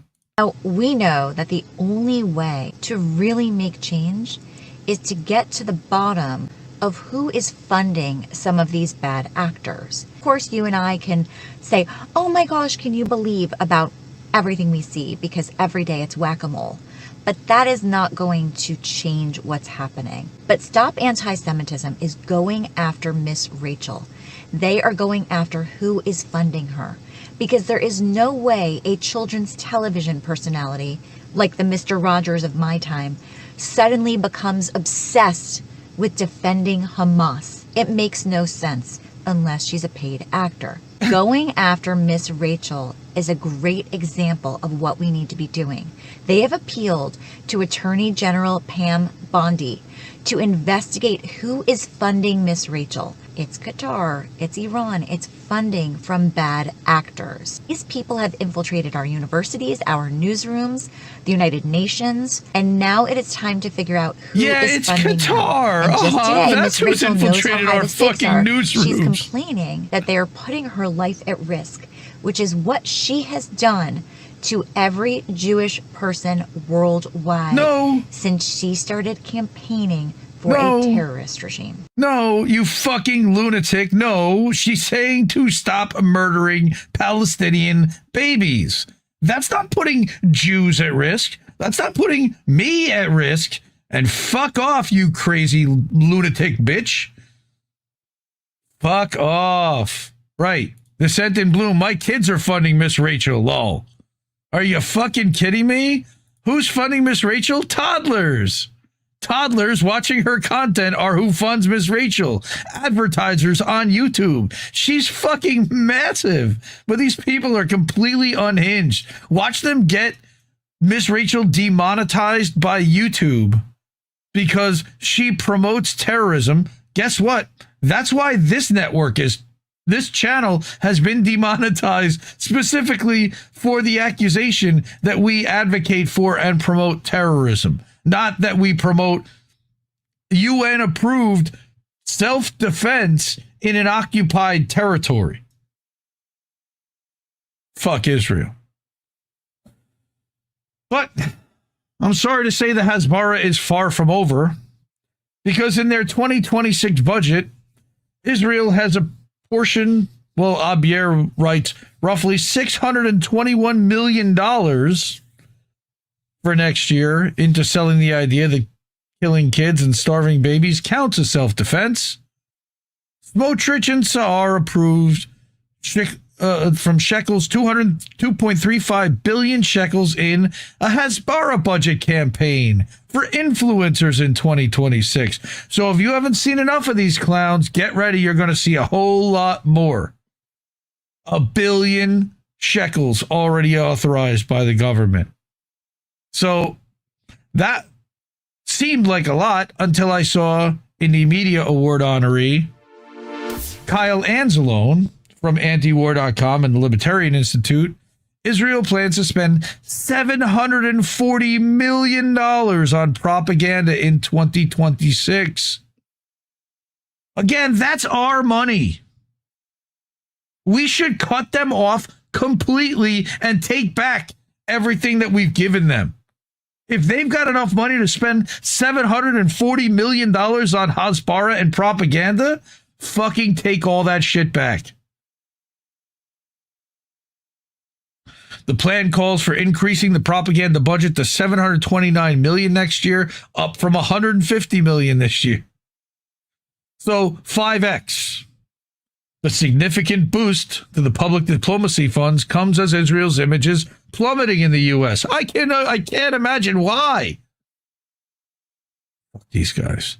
So let's buy all the media and have our advocates buy CBS and HBO and Warner Brothers. $106 billion for that. We'll cover that next time because they're still negotiating and they're still fighting over who's going to get to buy Warner Brothers Discovery and how that's going to get whacked up. And it seems like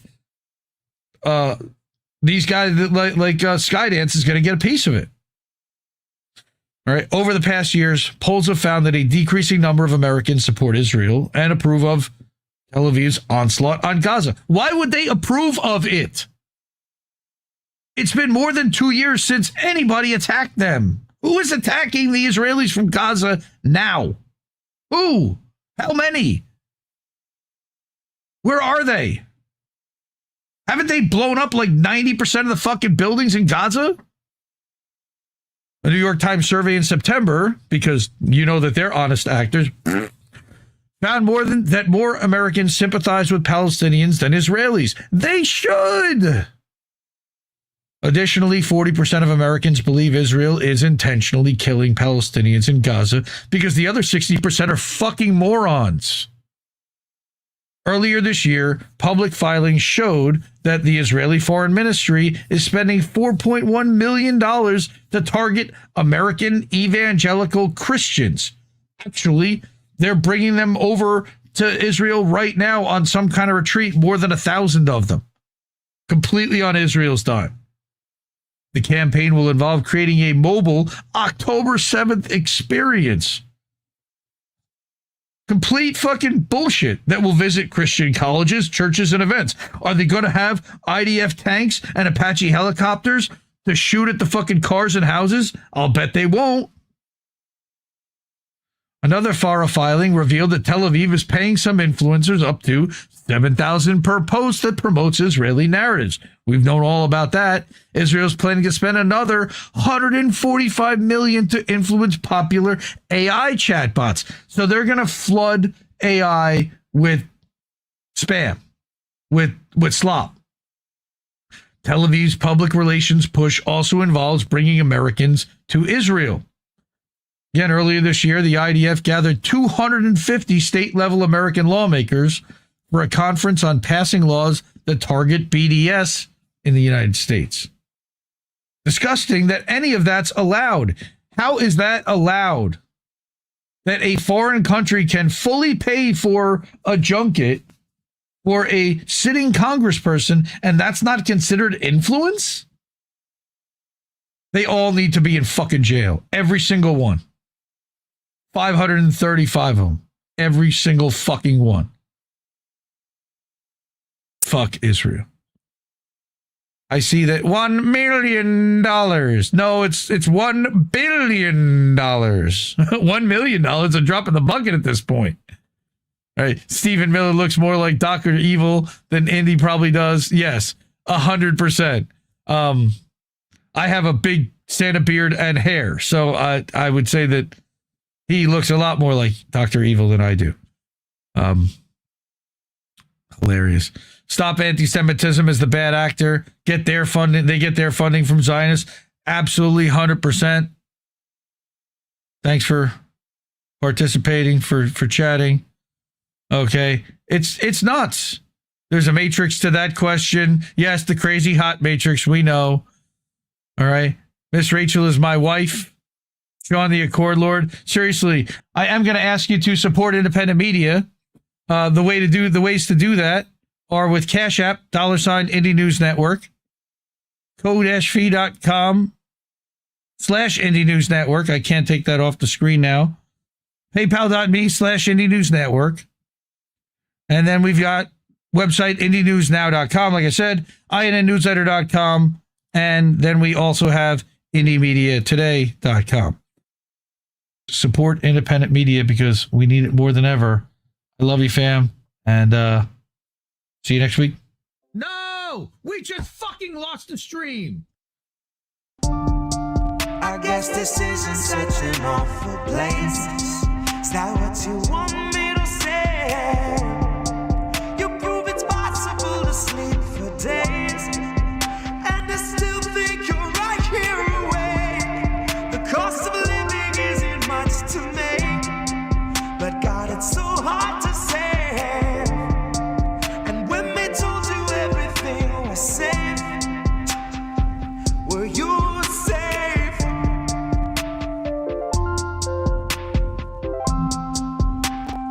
Were you safe?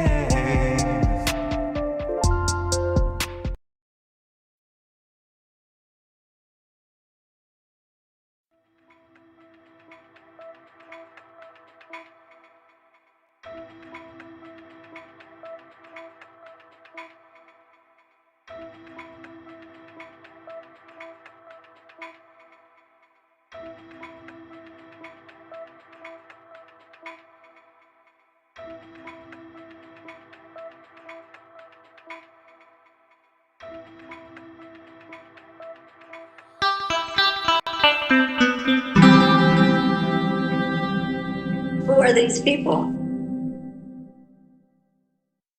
During boats.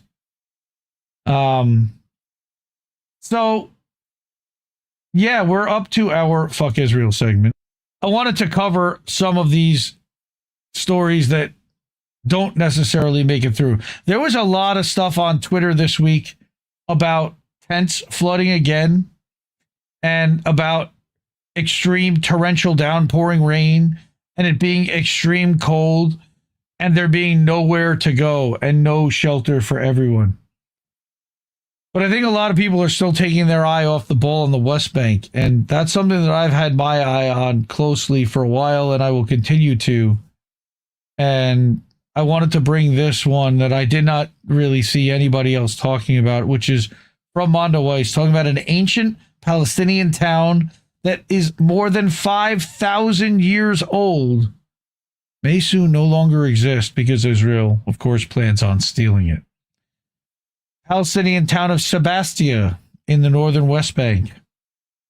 Israel announced that it plans to seize the village and its archaeological sites because, of course they do. Fuck Israel. Why wouldn't they? Israel's creeping annexation of an ancient West Bank village and its archaeological site stands to upend the lives of its Palestinian inhabitants and dispossess them of their lands. Again, the plan the entire time. Israeli settlers and the Israeli army have stepped up efforts to make life unbearable for Palestinians, according to the town's residents, in order to compel them to leave. Many of them face expulsion as their homes fall within the area slated for seizure. Villagers, activists, politicians from Safiya, northwest of Nablus, have for years warned the international community of Israel's plans to erase them and the 5,000 years of Palestinian history contained within the town's archaeological ruins. Their warnings have fallen on deaf ears. Figures.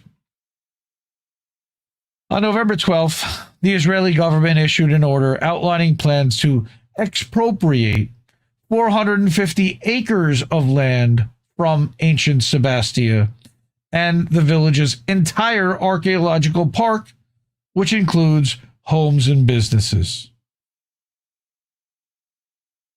Israel's seizure of the lands of Safiya and the nearby village of Burqa will form part of a plan to create a national park for Israeli settlers on one of the most significant Palestinian historical sites in the West Bank out of 6,000 others.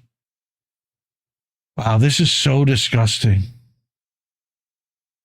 The village's archaeological park, because Israel, they care so much about the history of mankind, right?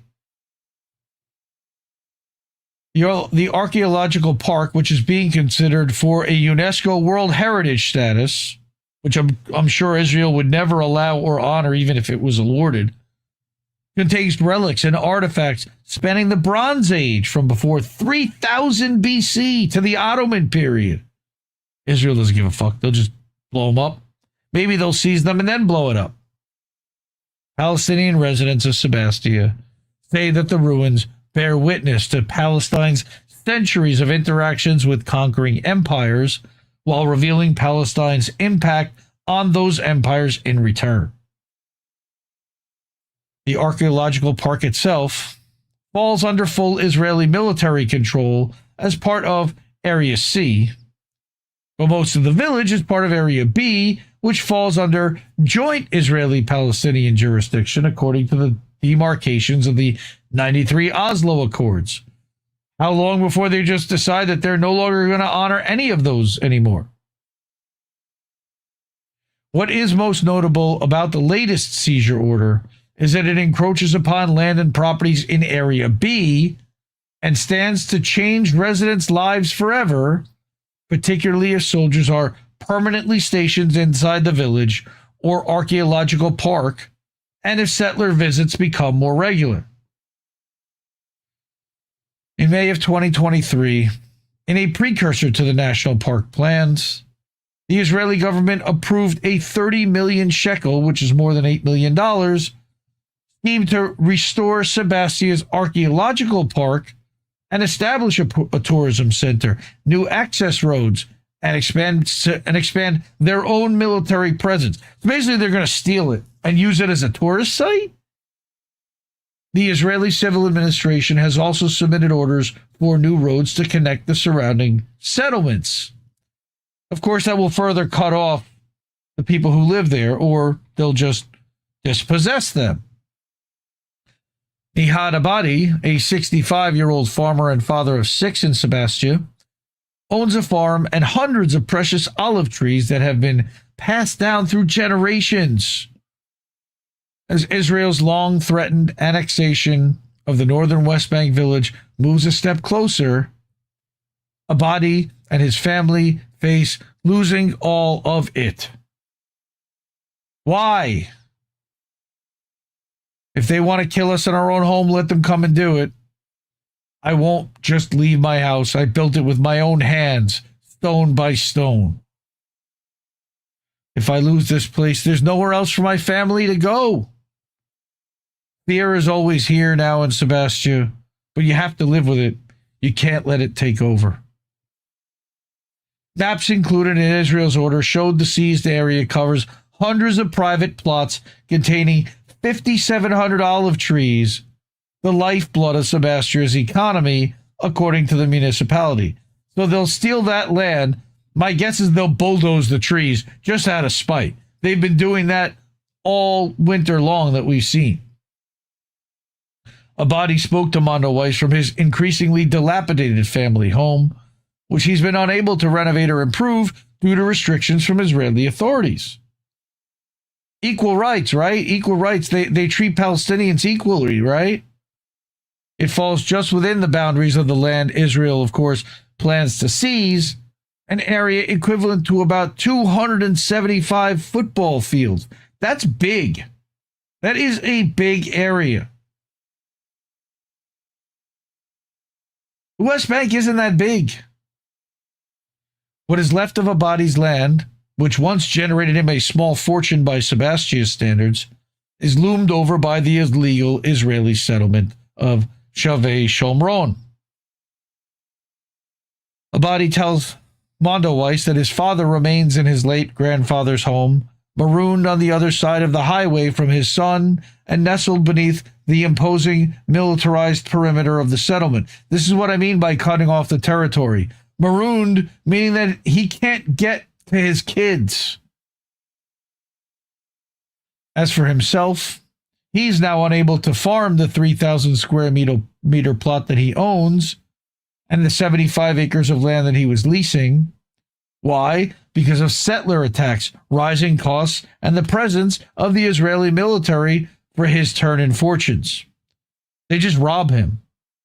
He estimates that he's lost more than over $90,000 in just the past 3 years. They didn't put any effort into this land, he said.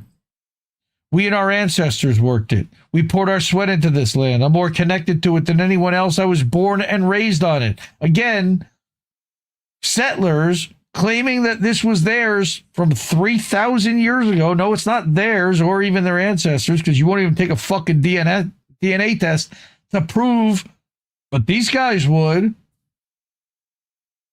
Israel confiscated much of my family's lands, annexing it to the settlement. But even so, we didn't leave. Many of Abadi's neighbors on the northwestern outskirts of the village are also facing displacement, but are too afraid to discuss their situation for fear of Israeli reprisal. I don't blame them. Sebastia residents had been afforded just 14 days to object to the plans through the Israeli legal system. Yeah, like they're going to expedite this for a Palestinian village. Like hundreds of other villagers, Abadi rushed to submit documents to local authorities that prove his ownership of his home and land in an attempt to block the seizures, but of course, they don't give a fuck, and they don't want anyone to see those documents. Here's another one. Lifelong Sebastia resident and activist Ahmad Kayed, 60, said that the village was in a state of emergency with residents more afraid than ever of displacement and intensifying military police. Local officials, including Sabatia Mayor Mohammed Azim, have condemned the international community for ignoring their continual pleas for support. Mayor Azim conceded the future for the village is dark and bleak, and previously warned rivers of blood would run through the streets if Israel's plans become a reality. Israel's unprecedented land seizure comes as a forced displacement in rural areas and refugee camps runs rampant and settler violence reaches record levels. And there's a whole Mondo Waste article about that from October. Okay, here's another one. Israeli anti-settlement heritage organization Emek Shaveh said Sabatia would become the fifth historical site in the West Bank to be expropriated since 1967. Moreover, the seizure would be the largest of any archaeologically significant area in the state's history. We shouldn't even be recognizing it as a state at this point. Israel. It's not a state. It's a terrorist entity that keeps stealing land from the people that had it beforehand. Because in England gifted it. It's the most insane shit ever.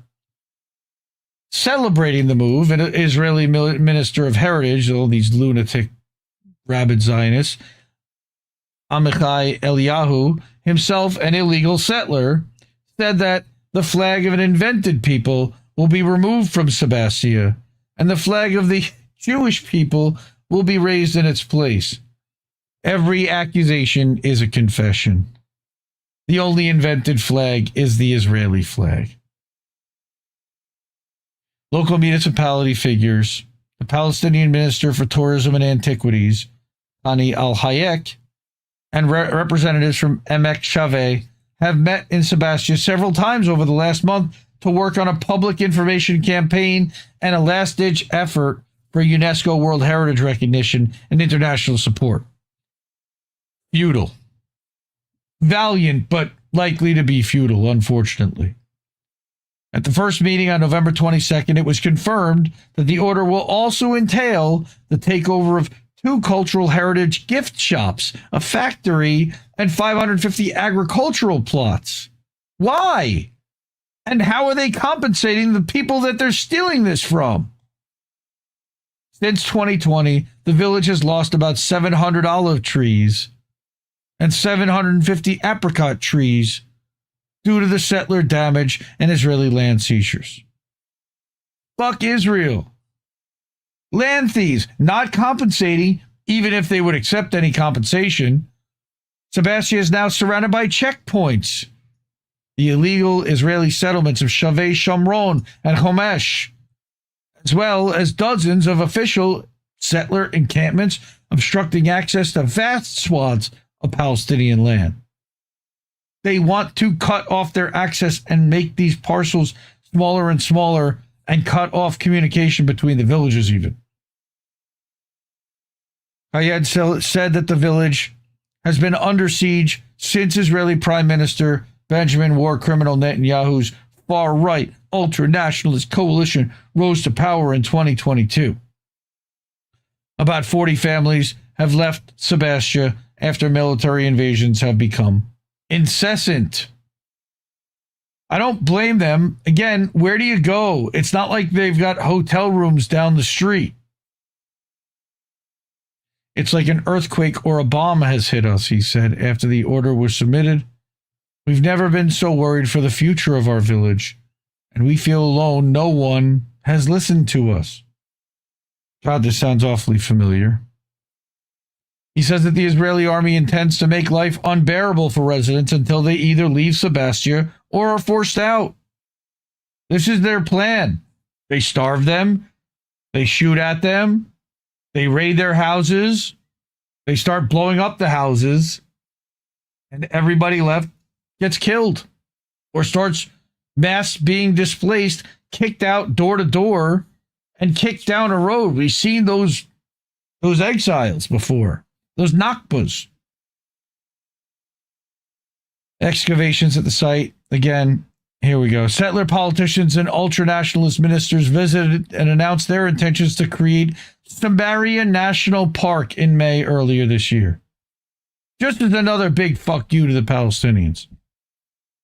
Excavations at the site began soon after, despite being condemned as illegal by the Palestinian Ministry of Tourism and Antiquities and a host of civil society bodies. They don't give a fuck. Defaced by Israeli settlers. That's the western wall of Sebastia's archaeological site, defaced by Israeli settlers with a Star of David. Figures on the Israeli far right refer to Sebastia as Samaria or Shomron in Hebrew and claim it was the capital of the biblical kingdom of Israel nearly 3 millennia ago. But most historians believe the northern kingdom lasted for under 200 years, while Palestinian culture has interacted with ruling empires from the Bronze Age through to the Ottoman period. Heritage Minister Eliyahu stated on social media that Sebastia, the capital of the ancient kingdom of Israel, has been neglected. The minister accused the Palestinian Authority of paving over Israeli history, fuck them, and dumping waste on Jewish relics, again, Zionist, not Jewish, adding that Jews will no longer be expelled from their historic homeland. Okay, you pushed them there. You realize that. That was all their land. It wasn't their... Wow. Any American that goes along with this, I hope, is just prepared to give up their home to a Native American, because you're literally advocating for the same exact thing.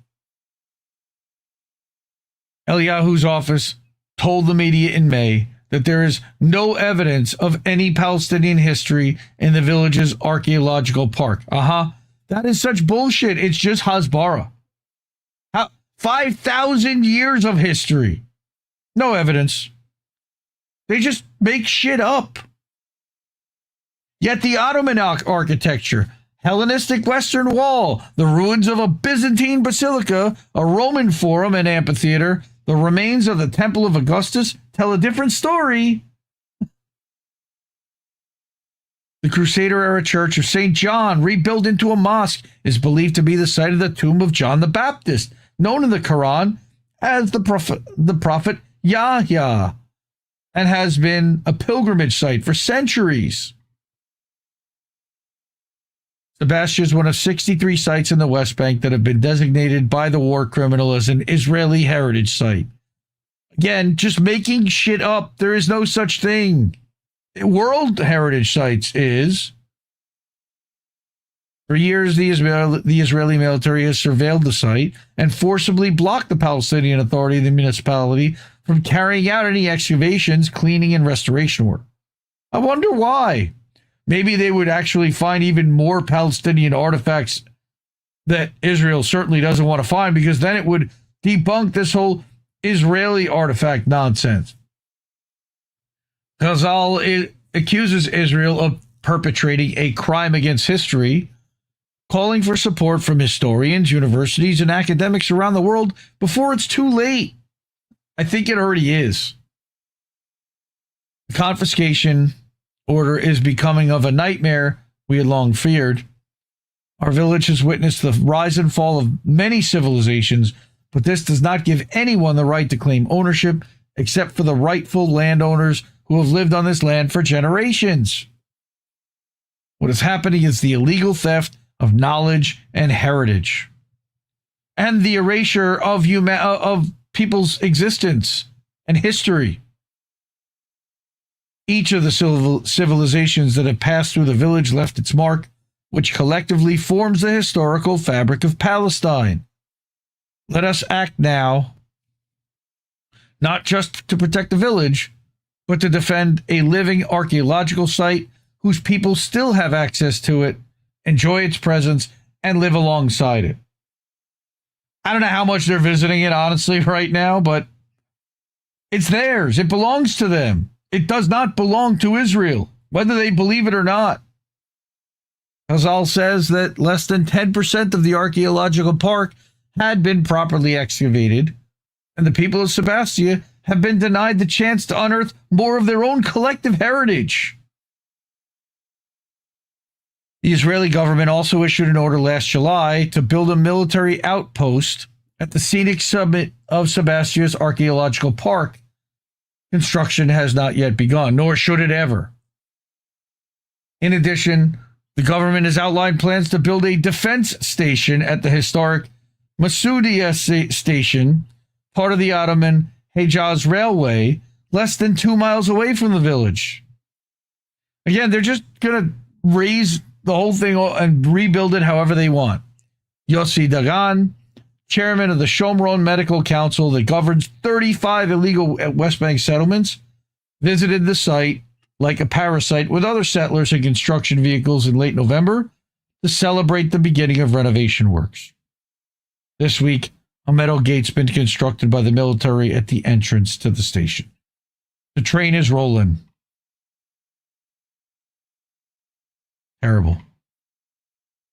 Again, there we go. I said something about a Nakba, Sebastia's second Nakba. Since October 7th, 2023, Israeli military violence in the West Bank and the village of Sebastia has intensified. There have been at least 25 gunshot injuries in the village. And I'm guessing that it wasn't due to Palestinian on Palestinian violence. Many involving children. Well over 15 village residents have been arrested, 7 of whom are still detained because Israel loves to illegally detain children in torture prisons.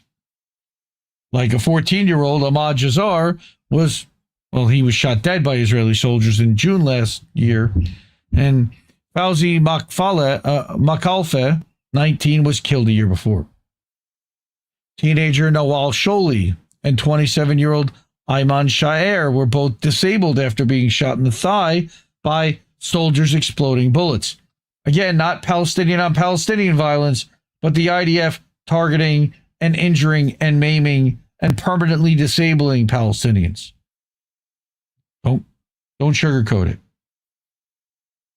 Israel's repression has become so severe that even peaceful protests have become too dangerous, Mayor Azim told Mondoweiss, expressing fears over losing many more village residents. I don't blame them. Go start. Israel has killed over 380,000 infants under 5. Allegedly, but sure, 680,000 dead is the latest number. Wombat, good to see you. We're fully aware of the military's brutality and violence and how it kills anyone who stands in the deep sense of pride and the strong will of the people of Sebastia to protect and preserve their cultural and historical heritage and to defend their property. Traders told Mondoweiss they fear displacement and have lost over 3/4 of their business as tourism plummeted since October 7th. I didn't even know there was tourism in the West Bank, but I guess many owners have already moved their restaurants and stores to other locations in the village to avoid reprisals from the military, until the military just takes that too.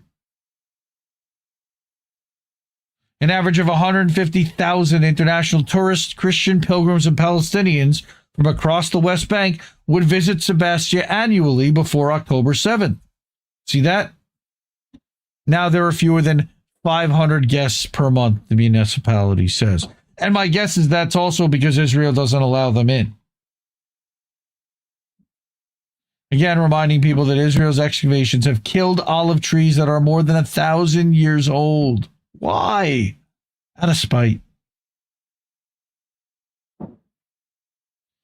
While speaking with Mondoweiss, Kayed said he doesn't want to imagine life without the views from the hillsides of the archaeological park, the most beautiful place to admire the sunset in Palestine.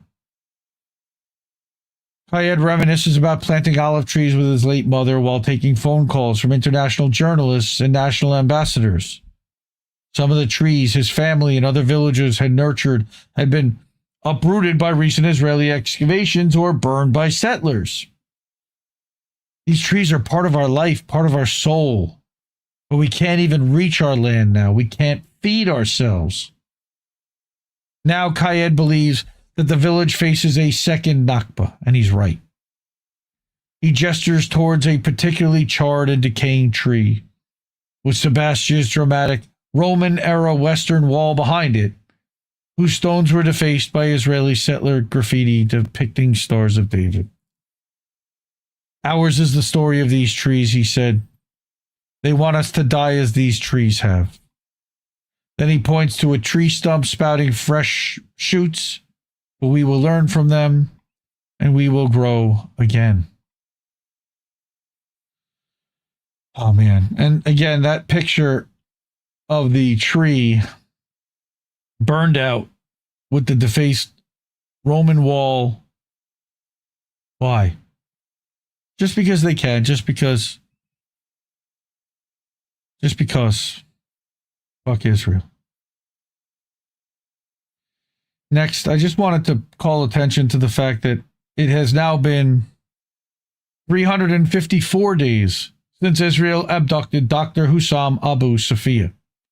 Free Dr. Hussam Abu Safiya. Right, there's a whole thing about the Samir Project,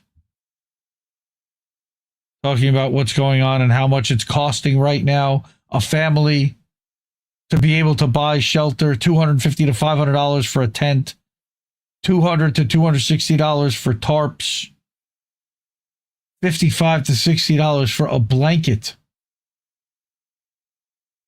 Yeah. But what's more interesting is that now American soldiers are being killed in Syria. And of course, we know that that's really just because of Israel. So fuck Israel for this, because now Americans are being murdered. This is Jason Ditz over at Indie Media Award winner Anti-War. Okay. 2 U.S. soldiers and 1 civilian killed in an attack on Syria's Palmyra. The joint patrol targeted by a lone gunman. Several U.S. and Syrian personnel were also wounded. So what happened here? Yeah, update. Here's more details on the attack and the perpetrator. But before we get to that, an apparently insider attack in the ancient Syrian city of Palmyra has left a number of U.S. casualties after an apparent ISIS infiltrator to the local security forces attacked a joint U.S.-Syrian patrol that was conducting a field tour of the area. Unbelievable. The gunman opened fire on the patrol and killed two U.S. soldiers and 1 U.S. civilian. 3 additional U.S. soldiers and 2 Syrian troops were also reported wounded in the incident. The gunman, who has not yet been publicly identified, at least as of this article, was reportedly killed in the exchange. The attacker has been widely reported as a member of local security forces without detail, though the Syrian Observatory for Human Rights initially reported him as a member of the security forces. Subsequent Reuters reports also cited officials stating that he was a security force member, but not a high-ranking one. I don't believe Reuters for a second. The joint delegation fled to the U.S. base in Al-Tanf along the southern Syrian border and took the wounded with them for treatment there.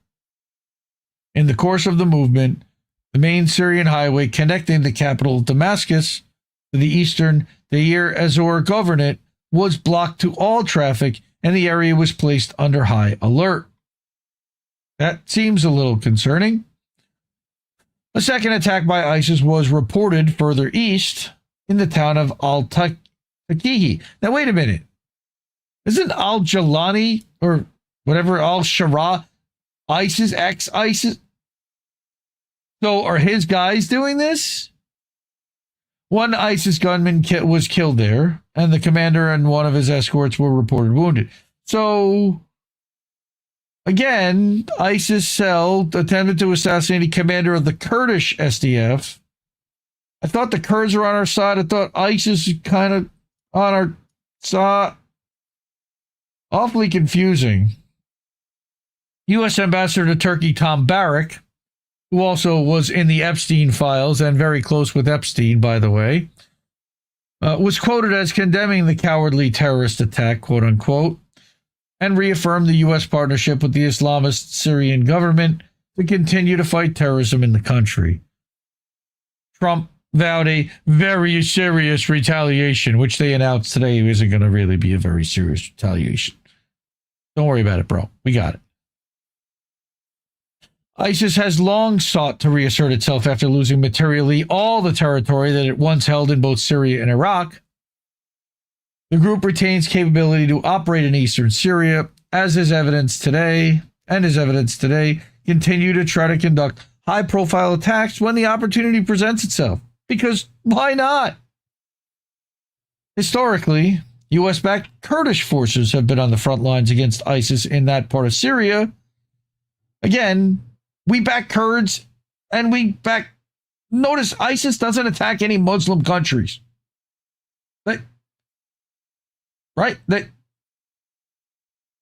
Okay. Or they don't attack Israel, more like, and any ones that are friendly to Israel. Weird.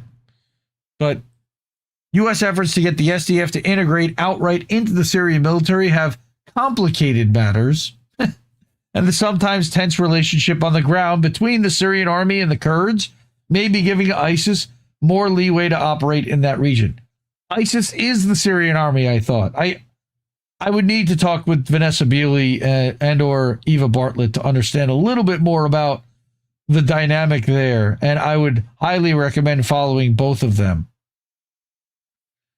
All right, and then I've got one other thing here when it comes to fuck Israel this week from the Palestine Chronicle, Indie Media Award honoree Robert Inlakesh.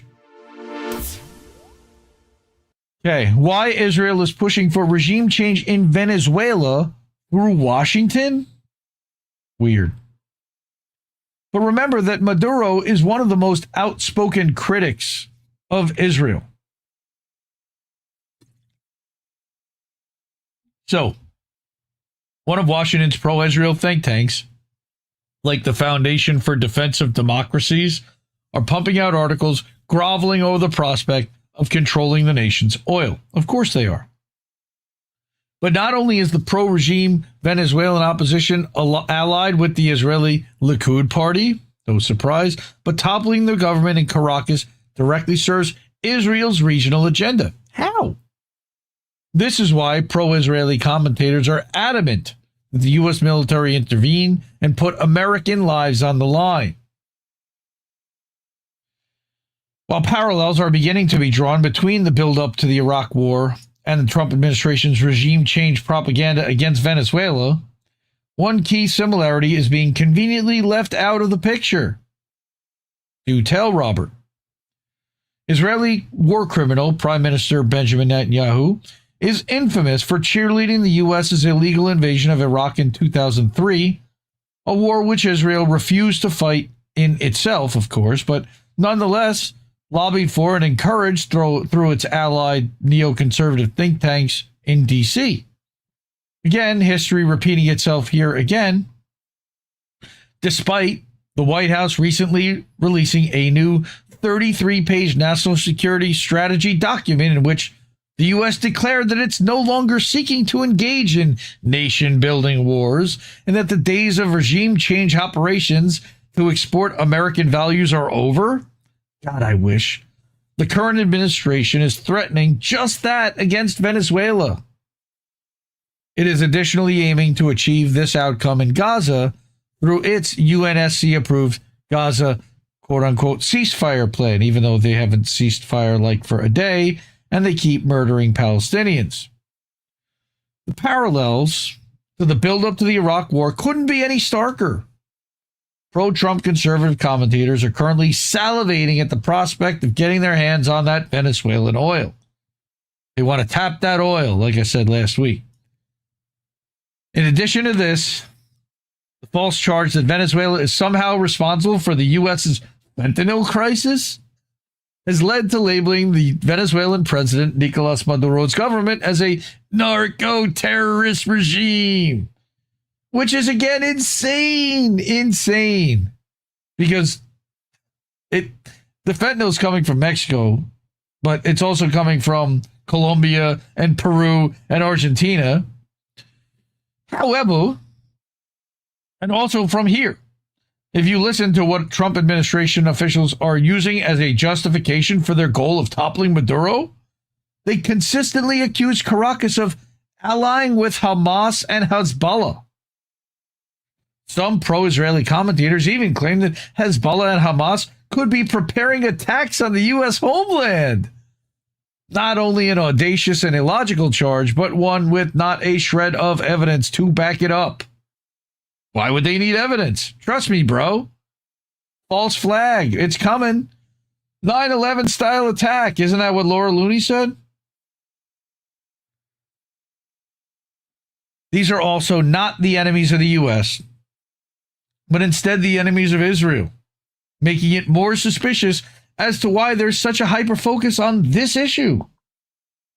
For example, Venezuelan opposition leader, clown show Maria Corina Machado, who also was the Nobel Peace Prize Award honoree, recently spoke at a conference in Oslo and was asked to address the issue of U.S. intervention in her country, and her response was to declare that her country had already been invaded. Maduro was democratically elected twice. We have the Iranian agents.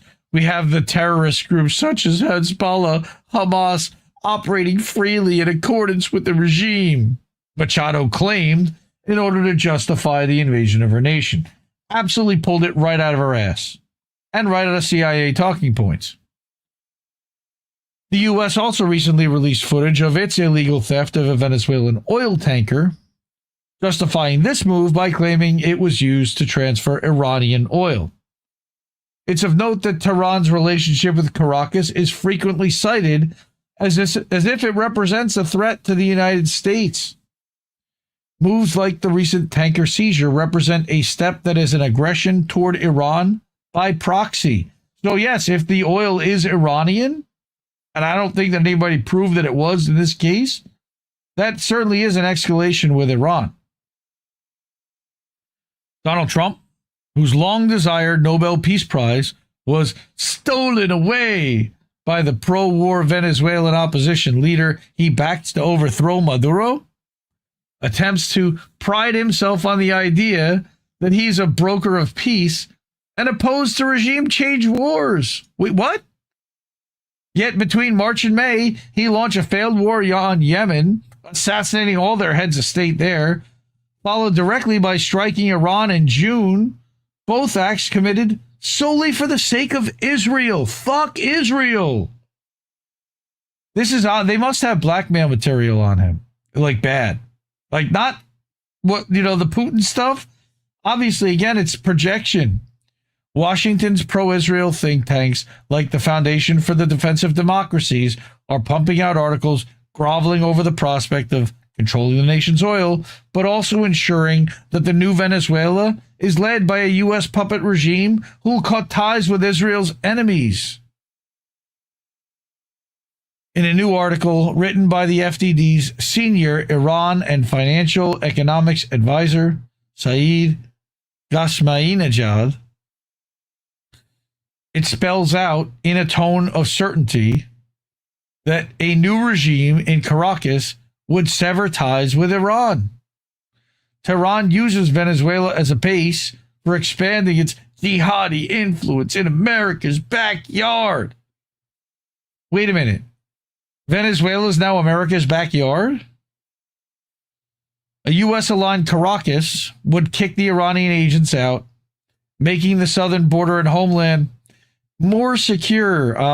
Sure it would. Because that the logic there is just insane, because our homeland security would have it easier with a U.S. puppet dictator in charge in Venezuela. No, they would just, if there were any drugs that were coming up, but this is all just narrative so that they can justify bombing to steal the oil. The Atlantic Council think tank has even claimed that Lebanese Hezbollah has helped to turn Venezuela into a hub for the convergence of transnational organized crime and international terrorism. This is the if you're not with us, you're against us. In fact, some of the same issue brief that was published back on October 7th, 2020, entitled The Maduro-Hezbollah Nexus, How Iran-Backed Networks Prop Up the Venezuelan Regime. That came straight out of CIA headquarters in Langley, right out of somebody's asshole. You see the think tank use the term narco-terrorism. That's probably the first documented use of it. The Atlantic Council blames Israel's enemies for this, allegedly setting up a narco-terrorism conspiracy that involved the dissidents of the FARC, drug cartels in Mexico, the Islamic Republic of Iran, Syria, and the Lebanese terrorist group Hezbollah. And a partridge in a pear tree with the Backstreet Boys and an appearance by Will Ferrell at the end, dressed as George W. Bush. Are you fucking kidding me? That's the Atlantic Council. They're out of their minds. Such an obsessive focus on this fact-free conspiracy theory, that literally is a conspiracy theory, because it has no facts and it's just speculation, which points a finger at a who's who of Israel's enemies. Recently roping in Hamas also is not by accident, nor is the pledge of allegiance to Israel by the Venezuelan opposition. While it is clear that Venezuela is allied with Iran and collaborates with it as a means of navigating the world under crushing U.S. sanctions, something they have in common, these conspiracy theories presented by pro-Israel think tanks, Israel lobby-sponsored politicians, and Israeli-aligned media outlets are about as serious as the claims that led to the Iraq War, in terms of the evidence to back them up. But we all see how that turned out. Another motivating factor in Israel's desire to see the Venezuelan state toppled is the emergence of what is now being called the Isaac Accords. So you had the Abraham Accords. Now you've got the Isaac Accords. Okay? They're going into this biblical historical nonsense.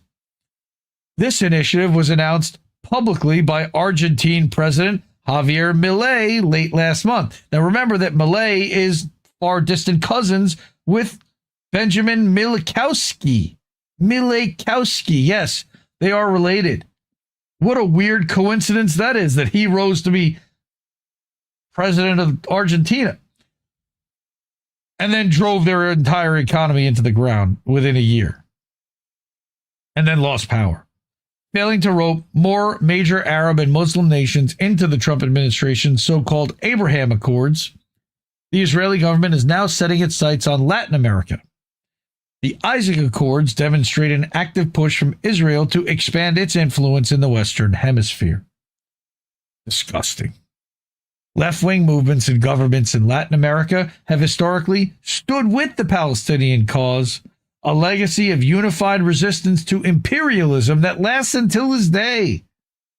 If Venezuela's government is toppled, it's predicted that there will be a domino-style effect, knocking out other left-wing governments in the region, or at least the U.S. will move on to the next targets, which means both Cuba and Nicaragua will be in the firing line.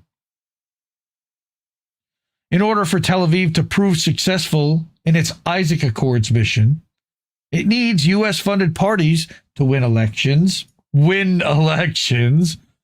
and for Washington to carry out regime change operations. I put the win in quotes, in air quotes, for those who can't see me, which is everyone.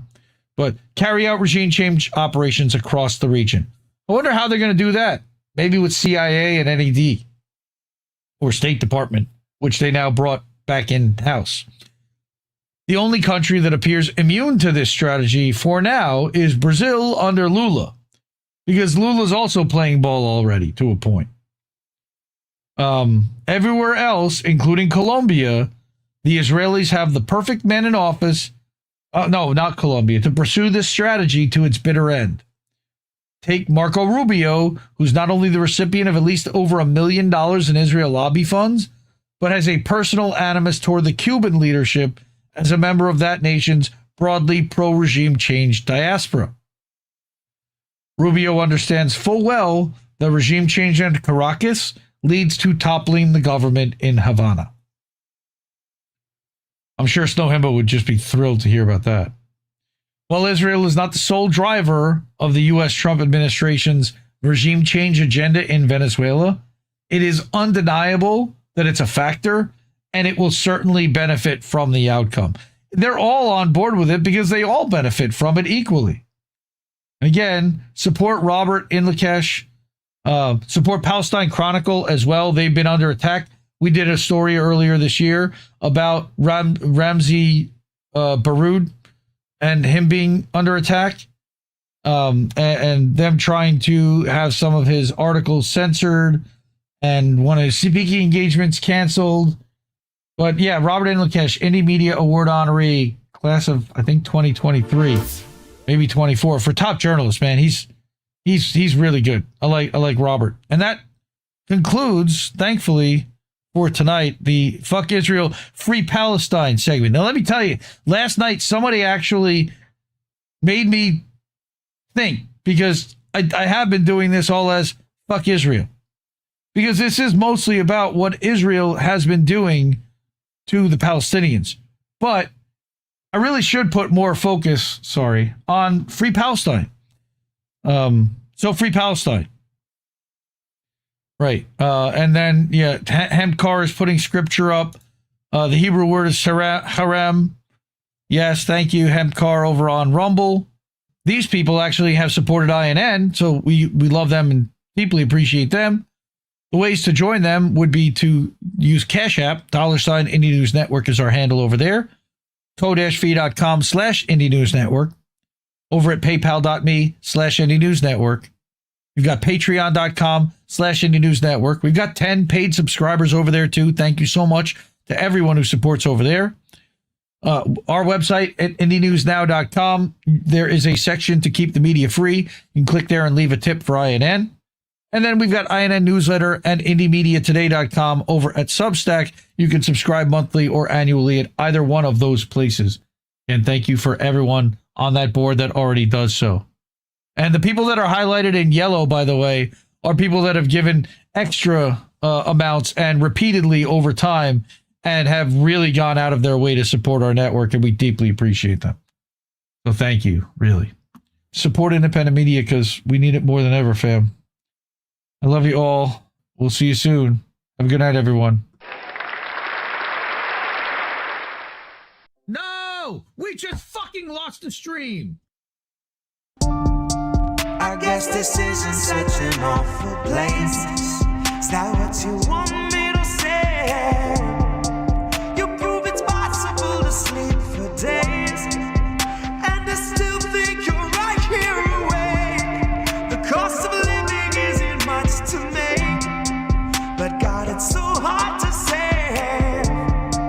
And when they told you everything was safe, were you safe?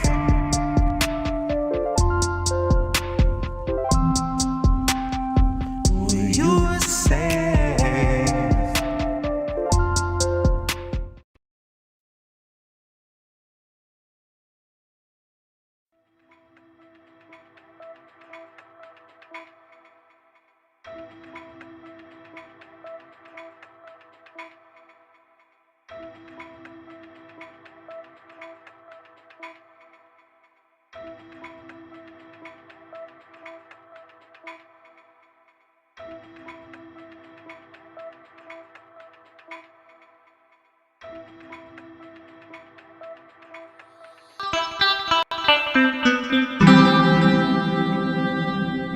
Who are these people?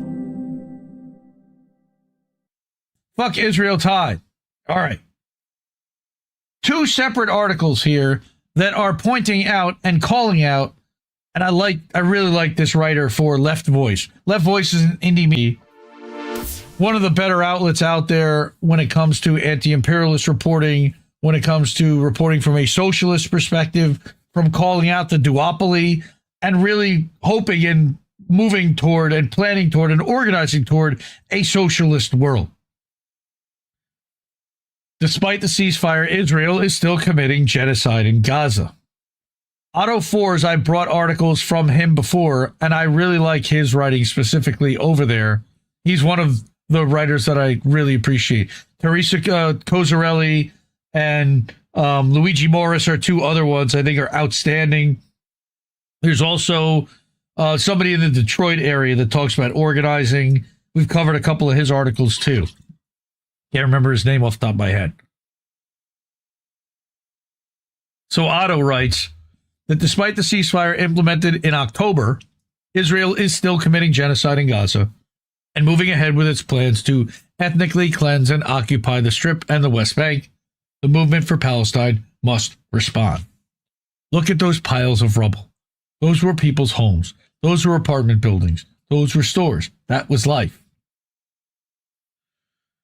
Israel's genocide, let me make this a little bigger, against Palestine has continued unabated since the ceasefire, quote-unquote, implemented on October 10th.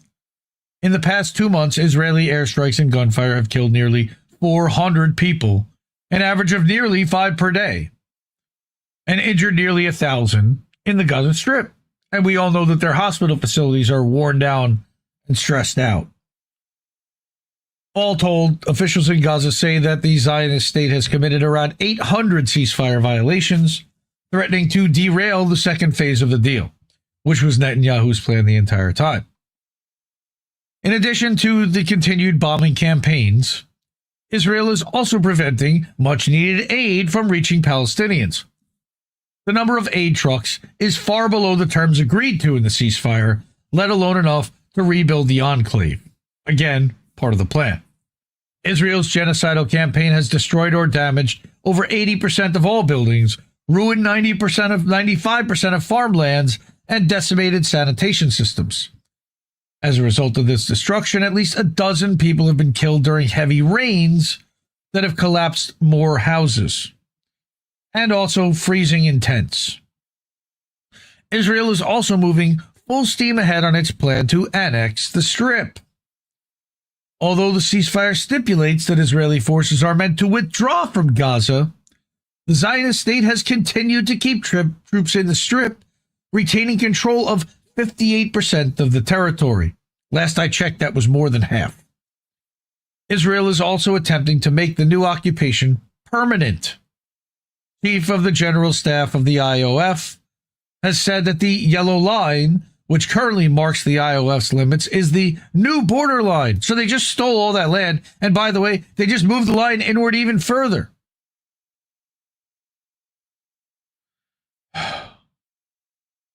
That's the yellow line. So literally, right from the Rafah gate, the Rafah crossing, notice that there's a big space there, and there's a big space to the north too, and there's a space to the west. They literally have cut it off all around. And anywhere that wildlife used to potentially grow has been cut off and decimated. Israel's ethnic cleansing campaign isn't limited to Gaza, as we've also been talking about repeatedly and at length. Palestinians in the West Bank are experiencing the highest level of violence since the 1967 start of the occupation. Since October of 2023, more than 1,000 have been killed, including 277 this year alone. Again, there's no Hamas in the West Bank. They just want to steal the territory.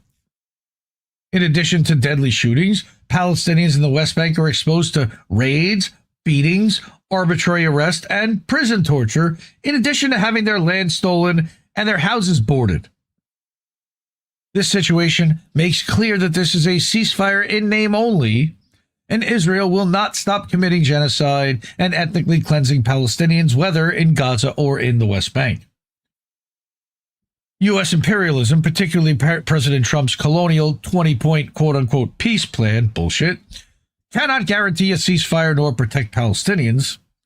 We also cannot rely on European countries, which, just like the U.S., continue to provide aid to Israel, like Germany, which has resumed armed shipments, even though that is aiding in genocide and a war crime in itself. For their part, the regimes of the countries in the region, including Egypt, Jordan, Saudi Arabia, the UAE, and Turkey, have also been complicit in the genocide and backed Trump's plan, despite popular demonstrations against Israel. Those are all part of the Abraham Accords, I believe. For instance, the Sisi government in Egypt has helped enforce the Rafah border closure and keep Gaza isolated, all while deporting activists attempting to break the siege of Gaza.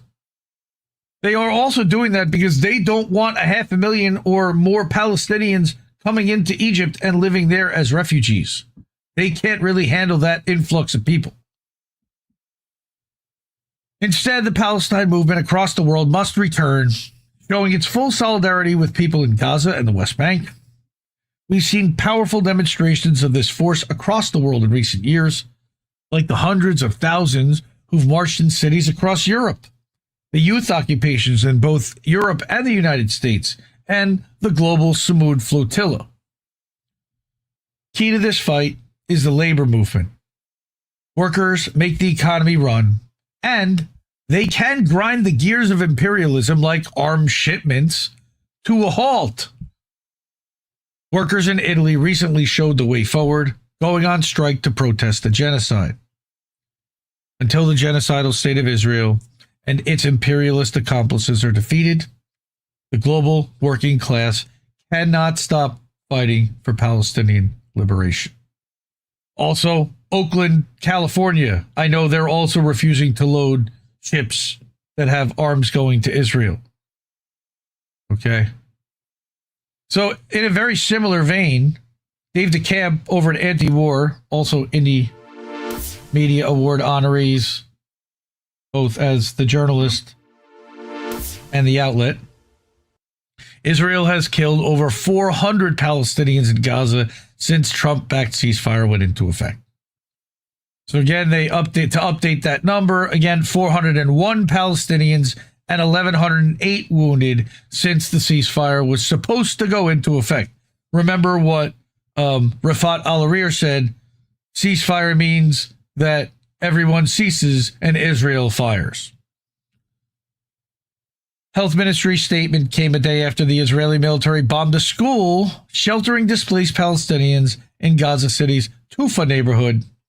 Israeli shelling hit the school when families were gathered there to celebrate a wedding, and the attack killed 6 people, including a 4-month-old baby and his father.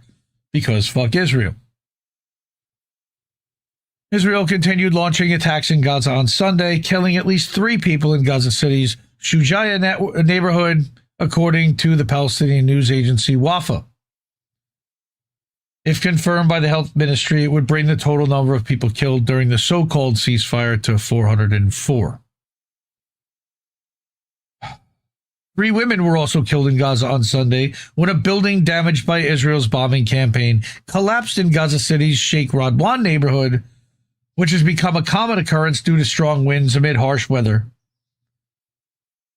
The other 2 Palestinians were missing under rubble after the building collapsed, again according to Wafa. 5 babies, according to them, have also died due to cold, as many families are living in flimsy tents that were flooded in recent heavy rain. The U.S. and Israel, again, are not allowing reconstruction to take place in the Hamas-controlled side of Gaza, where virtually all civilians are living, and Israel has maintained restrictions on aid entering the Strip. And remember, if they cross the yellow line, they're treated as if they are combatants and killed. So they can only live in this area where no aid is allowed, where they're not allowed to rebuild, where they're not allowed to have warmth, where they're not allowed to have tents. Children are losing their lives because they lack the most basic items for survival. Babies are arriving to the hospital cold with near-death vital signs. Even our best efforts are not nearly enough. They say the war has ended, but people are still having to fight for their lives. Doctors Without Borders also called for Israel to lift all restrictions on aid entering Gaza. Of course, as Gaza is battered by heavy rains and storms, hundreds of thousands of Palestinians continue to struggle in flooded and broken makeshift tents. MSF calls on Israeli authorities to urgently allow a massive scale-up of aid into the Strip. But that would actually expose what Israel's been doing the whole time, and actual people from the West would be able to see it and photograph it and document it and tell everyone else, and they would rather that not happen. Thank you very much. Because fuck Israel. Next. God, this woman deserves a Nobel Prize herself. Asal Rad, professor, writer. She writes over at New Arab, fellow at the Arab Center. Okay. She has been one of the strongest advocates for Miss Rachel. She's the headline fixer, I call her. She likes to remind corporate news outlets at how much they're whitewashing genocide. So Miss Rachel reminds people that Palestinian children have human rights. Stop violating them. They have the right to education. Okay. She calls out to me, teacher, I fill up the water and come back quickly. How Palestinian children in Gaza are robbed of their right to education. There was also a documentary about Hind Rajab that came out, and I saw the IDF actually put a t-shirt on her of their own, acting like Hamas was the ones that killed Hind.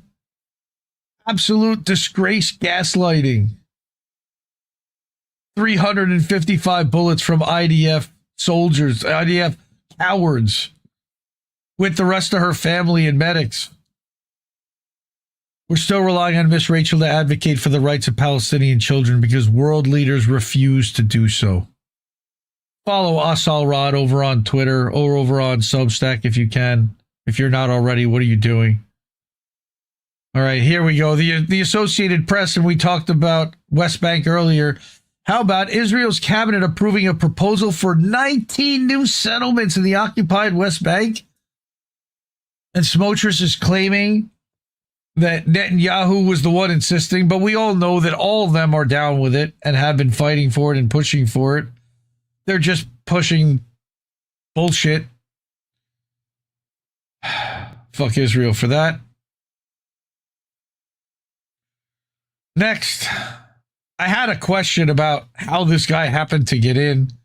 Israel, for whatever reason, must have been shamed into allowing a Catholic cardinal from the Vatican, okay, Cardinal Pizzaballa, which is a great name for an Italian Catholic, Pizzaballa.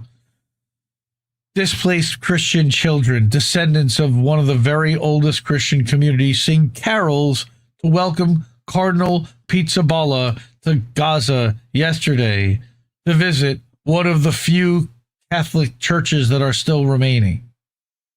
Amazing. That they had all these Santa hats even. They must have brought them in, see how clean they are.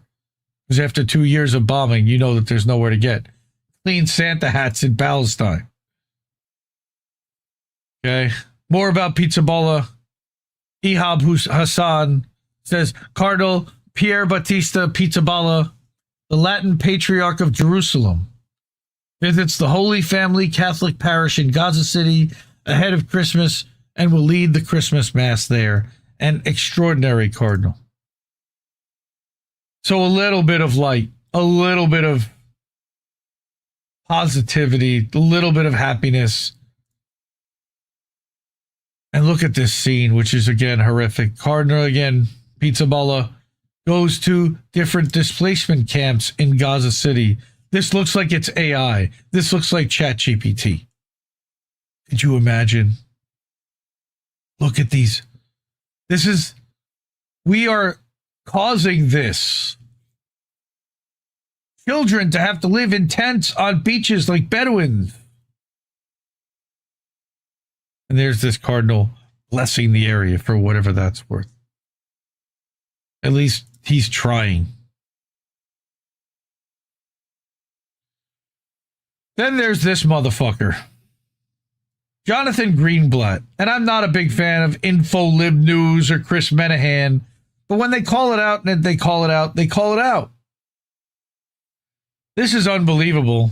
This is an admission by Jonathan Greenblatt, head of the ADL. The 7 largest Jewish communities on earth hold bi-weekly Zoom meetings organized by the ADL to share tips and draft legislation that might work in other countries to advance their people's agenda. What people is that? This is a Zionist thing, not a Jewish thing. We have meetings that are some off the record, some on the record, with world leaders in which we share our community's concerns and call for action. But they don't control the media or anything. Don't accuse them of controlling the media or politics or anything else. Now, just last week, leaders of the world's 7 largest Jewish communities convened in Australia as part of the 2025 J7 Summit. This is a summit organized by ADL as part of the J7 Task Force to combat anti-Semitism, a convening of representative bodies of the largest Jewish communities on earth. So the J7, as we said, is comprised of the 7 largest diaspora communities. We meet every other week via Zoom to share information, to share best practices. We share what worked for our communities, what hasn't worked, what might work elsewhere. We have shared tips or draft legislation that might work in other countries or spoken of different litigation. A lot of what has been very important has been this consultation where we can learn from each other, learn the trends that are coming in, learn the techniques that others have used successfully, and what might be coming our way, because what happened in Montreal could happen in Melbourne, and what happens in New York or London or Paris will make its way to Buenos Aires. That's number one. Number two, we do speak in one voice in certain aspects on key advocacy. So, for example, when we left Australia, our call to action was on the Australian government to move forward the Special Envoy Gillian Siegel's plan on anti-Semitism, which has been stalled for a number of months, to accept it and to implement it. So we'll false flag in any country where this thing is on the table. The 7 largest diaspora communities went to Australia to show solidarity publicly with the community, with government leaders in the media, and also make this joint call to action. Finally, we have meetings that are some off the record, some on the record with world leaders in which we share our community's concerns and call for action. So it's both a really important body for consultation and learning from each other, as well as an effective tool when we can come together and speak in one voice. Coordinating talking points across multiple resources, but they don't control anything and they're not coordinating anything, guys. Don't accuse them of anything like that because they just admitted it openly, but don't accuse them. Fuck Israel. Again, not Jewish communities, Zionist communities. This is specifically to support and defend and fund and censor over Zionism, not Judaism. Judaism is not Zionism. Zionism is not Judaism. More Christian Zionists in the United States than there are Jews worldwide. And there are many Jews that are not Zionists, that do not support Israel, like this one right here, like a couple that are in this chat right here. Now, we've talked about Zionist and specifically IDF infiltration into big tech extensively. How they have hired Unit 8200 people, which is the tech division of the IDF, in just about every social media company and Google and Apple. And well, now, as it turns out, Nvidia, which is now the world's largest company, valued at over $5 trillion. According to the Zionism Observer, there are at least 92 Israelis on LinkedIn who listed both Nvidia and Unit 8200. Now, I don't know if those are all active employees of Nvidia, but at least they show a common alumni. Some may be currently working at Nvidia. Some may have worked previously at Nvidia and prior had served in Unit 8200. But this is why. Nvidia is just days away from building Israel's largest tech campus ever. According to Yaakov Kvint, director of the Israeli Land Authority, the deal with the tech giant to build a massive campus in Israel's north will be signed in the next day or so.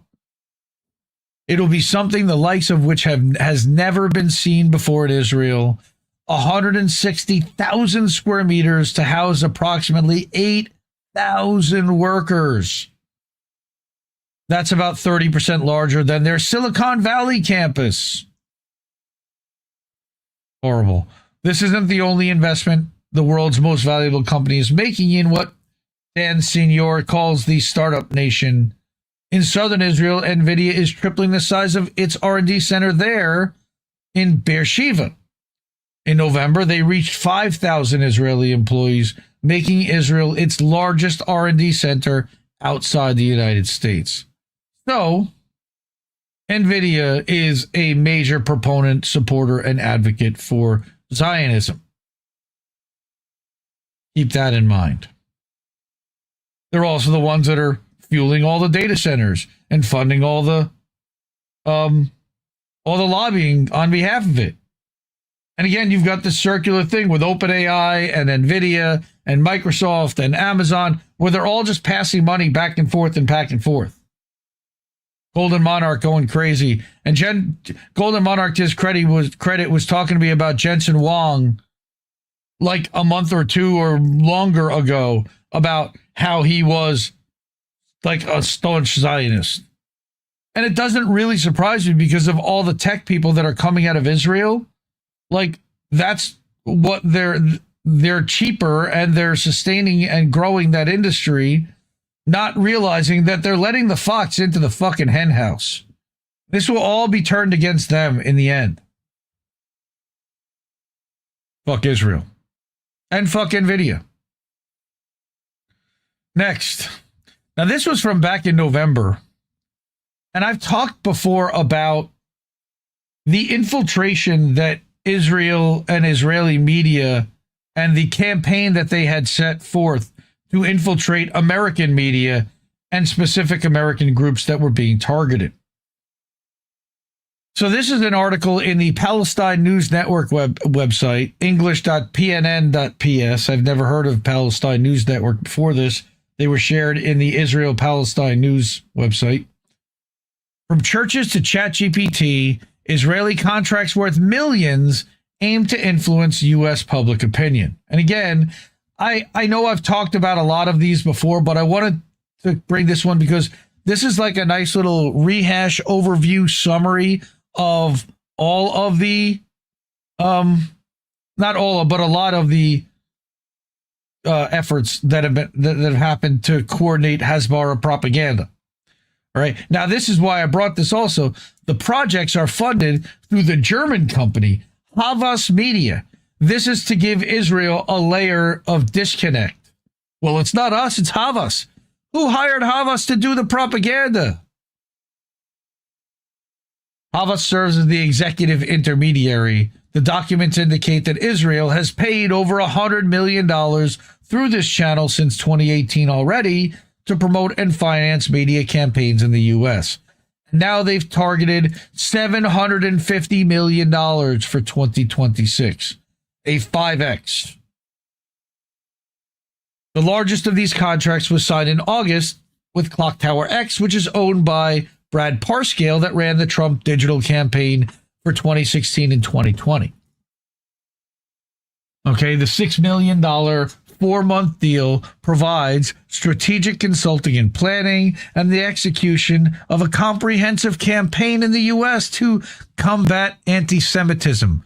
They're not combating anti-Semitism. The campaign is to conflate anti-Semitism with anti-Zionism. According to contract details filed with the U.S. DOJ, the company must produce at least 100 core materials per month, including videos, audio clips, designs, and texts, along with 5,000 derivative versions monthly, which they use AI for, aiming for 50 million monthly views. About 80% of the content targets young Americans on TikTok, Instagram, and YouTube, and I would say 75% of those views are paid bot AI slop in order to influence the other people and make it seem like they're much larger than they are, allegedly.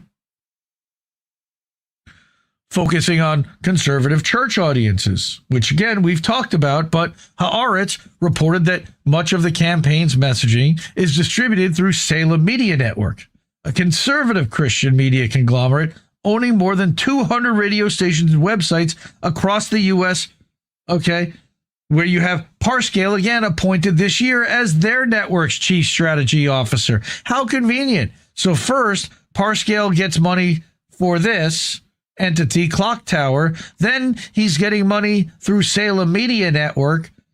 All right. Though the focus on Christian audiences is unusual, no, it's not, because of the Christian Zionism element. Surveys by the Pew Research Center between 2022 and 25 show a steep decline in support for Israel among American conservatives. Amazing how blowing up innocent fucking Palestinian kids might do that. Negative opinions rose from 42% in 2022 to 53% this year, including among Republicans under 50. Again, genocide will have that effect on a population, especially the ones that are on TikTok that are paying attention and don't watch the evening news where they whitewash it and dismiss it or omit it completely. Among young Democrats, negative views of Israel climbed to 71%. Again, they don't like murdering kids, up from 62% 3 years ago, reflecting a widening divide in attitudes towards Israel, even with the traditionally pro-Israel conservative base. Conservatives don't like murdering babies either, motherfuckers.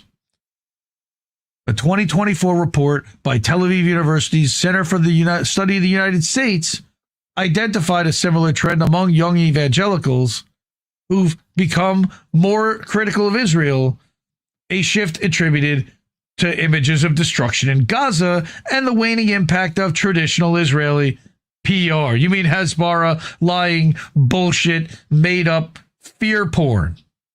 You mean that's not working anymore because people see dead bodies every day and dead babies every day and starving children every day and freezing children every day and soggy tents and flooded out stuff where they have no access to toilets or sewage or running water or electricity? Hunting worshipers inside churches. Okay, but not like you would think. They're geo-targeting people. Another campaign financed by Israel's foreign ministry was conducted through Show Faith by Works, owned by Republican consultant and evangelical activist Chad Schnitzker. I have to be careful there. With a budget exceeding $3 million, again, a drop in the bucket for these motherfuckers, the campaign sought to raise Christian awareness against what it termed Palestinian support for terrorism. There has been no terrorism of anywhere since October 7th, 2023, and that wasn't even terrorism because the definition of you cannot commit an act of terror in an area where you are imprisoned already, where the guards were pulled off the wall that morning and it was a forced intelligence failure, where the IDF murdered hundreds of Israeli citizens that day. But again, terrorism. Focusing largely on targeting churches and Christian organizations in the Western U.S. Like Utah, for example, like where Charlie Kirk was killed. Why? Because Charlie Kirk allegedly was starting to question Israel, at least a slight bit amount, apparently. I don't know how much. He had said some horrible things about Palestinian people. He had said some horrible things about other people, but there were a group of right-wing Christians that were starting to question, why are we supporting Israel blindly? Documents show the use of, like I said, geofencing technology, setting precise digital perimeters around churches and Christian colleges in California, Arizona, Nevada, and Colorado to track worshipers and later direct ads to them. Their target audience was estimated at 8 million churchgoers and 4 million Christian students, which means my guess is that they did this using an app, which then they made people allow location targeting to be enabled, not realizing who was actually getting access to that data, and the fact that they would then be served ads later on based on the fact that they went to a church and installed that fucking app. But the FTC will have nothing to say about that. I remember I was in the car business and we heard about geo-targeting years ago. So that, like, if I worked at a car dealership, I could literally geo-fence my competitor's dealership and serve a coupon via text message to one of the somebody that showed up within a certain radius of their store. Frightening shit. And this was a decade ago. Despite privacy concerns, the Israeli Foreign Ministry told Haaretz that claims about geofencing or influencer payments were false and part of a coordinated disinformation campaign against Israel. No, they never do that. They also did it at Charlie Kirk's funeral, by the way. The ministry said that its activities so far were limited to exhibitions and digital installations showing the atrocities of October 7th. So people who are already primed to be propagandized, you then further propagandized because you were lying about what happened on October 7th to begin with. There were no rapes. You didn't talk about the IDF shooting rocket fire at people and tank fire at people, and you certainly are still trying to talk about beheaded babies. Insane. Then you have the Hollywood celebrities, and INN News covered this a couple of weeks ago. Drafts of the campaign listed potential celebrity partners such as Chris Pratt and John Voight and Tim Tebow and Steph Curry, though it remains unclear whether they were actually contacted. They were targeted. Plans also included developing educational materials for pastors and organizing a traveling VR exhibition called the October 7th Experience to be displayed in churches and universities. And they brought all those pastors to Israel 2 weeks ago to start this, to lay that groundwork, I guarantee. Then we have this week, they also announced further influencing ChatGPT. A notable clause in the Clock Tower X contract refers to search and language operation aimed not only at shaping traditional search engine results, but also at influencing conversational outputs on ChatGPT and AI platforms such as Claude by steering language pathways related to Israel. So now they're feeding Hasbara to the slop, to the AI, so that when AI looks to give you like the median of all data and a total sample set, it will be forced to include that slop. According to Haaretz, this marks the first known public attempt by a state to influence AI chat systems and shape their political narratives. Then we've got Project Esther, which I know Dissent in Bloom also talked about extensively. Influencer-based messaging. In a related move, all right, the Israeli government signed another contract with Bridges Partners, owned by consultants Yair Levy and Uri Steinberg, both former officials in Israel's tourism ministry. They only feed their own. Valued at around $1 million, the deal aims to enhance cultural exchange between the U.S. and Israel through influencer-driven content. They're basically buying off content creators. The initiative, again titled the Esther Project, employs up to 20 influencers to post up to 30 pieces of content monthly across Instagram, TikTok, YouTube, and Twitter. Are these the $7,000 posts?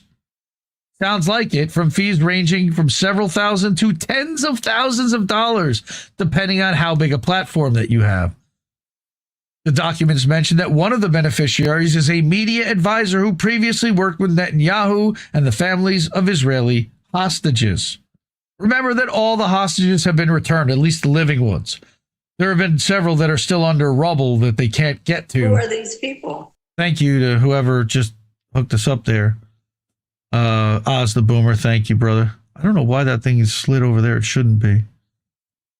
Slide that over here and fix that so that it comes down the right way.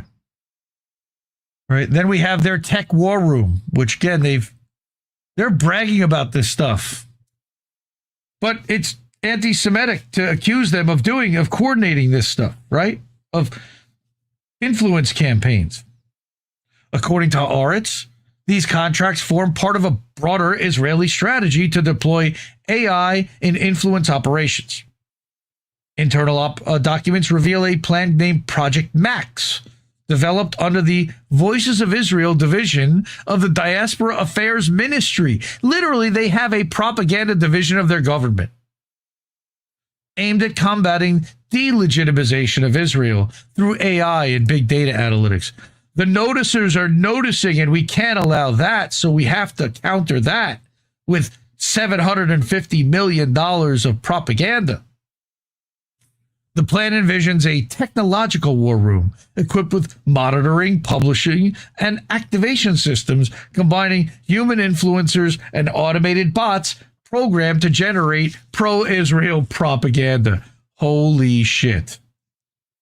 Haaretz noted that earlier attempts to launch such bots suffered technical failures that produced awkward or contradictory content. I remember we covered one of those AI bots that turned on Israel at one point, but said that current efforts to reflect a more sophisticated digital propaganda strategy integrating AI tools, influencers, and sponsored media campaigns, douchebags like Tim Pool and Batya Unger Sargon and other larger platform people like Patrick Bet David. Fuck all these propagandist douchebag people. All right. And finally, I've got one other thing. Dealing with the chat GPT, Ryan Rosbiani, and you should be following him if you're not on Twitter. Israel signs a $6 million training contract for ChatGPT to be even more pro-Israel because they weren't already. A coordinated influence campaign is now targeting AI outputs and online conversations about Gaza. A U.S. firm was hired, as we said, to shape GPT-style responses and digital framing in Israel's favor, moving beyond ads and into answers. At least 80% of the material is tailored for Gen Z across TikTok, Instagram, YouTube, podcasts, and social. Again, we talked about Parscale is running this. The campaign is built to generate 50 million impressions every month in the U.S. They don't even necessarily care who it's influencing. They want to be able to claim that number because then it's influencing somebody because of the volume. They don't even care. Contract language explicitly calls for delivering GPT framing results. As I had pointed out from inside that article there, this isn't messaging, it's narrative control built into AI.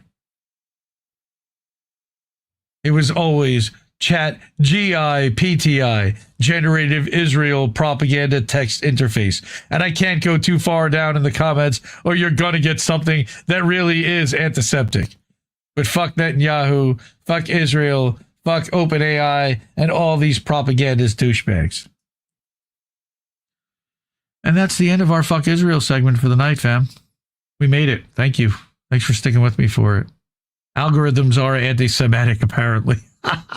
Even though they're mostly programmed by Unit 8200 guys, or at least overseen and influenced after they're programmed by low-cost Indian and other programmers, Chinese and other H-1Bs. Scumbag is my new favorite word, Lady Alex M. It is a fun one to use. Again, thank you to Oz the Boomer for the $5. So tip your streamers if you can. We appreciate that. Oz, you are sneaky, staying up late. And Oz and Shanda did a show Saturday night, which was the last Beauty and the Boomer of the year. We're going to talk about Shanda a little later on tonight. She is at Red Hutch right now, undergoing treatment. I think she's going to be staying with Amber if they don't bust her out. And we love Shanda. So before we keep going and we get to the Substack story, which I'm still looking forward to doing. Okay, support independent media because we need it more than ever. Like I tell everyone, the ways to do that at INN, and we love all the people on that board. Thank you so much for supporting independent media. Cash App, $, Indie News Network, ko-fi.com/Indie News Network, paypal.me/Indie News Network. Do that as friends and family if you can. Patreon.com/Indie News Network. Our website is IndieNewsNow.com. There's a section there to leave a tip via Stripe on the Keep the Media Free. And then over at Substack, you can subscribe monthly or annually at either IndieMediaToday.com or for the network at INNNewsletter.com. We are co-founders of Indie News Network, where there are more than a dozen shows weekly. And I send out a weekly newsletter summarizing and linking to everything that the network has put out throughout the week. Subscribe over at INNNewsletter.com, please. I put a ton of time into that. I will tell you all, I love you. I thank you so much for supporting me and supporting this network and supporting this endeavor. Support independent media because we need it more than ever, fam. Have a good night, and we will see you real soon. No! We just fucking lost the stream! I guess this isn't such an awful place. Is that what you want me to say? You prove it's possible to sleep for days, and I still think you're right here awake. The cost of living isn't much to make, but God, it's so hard to say.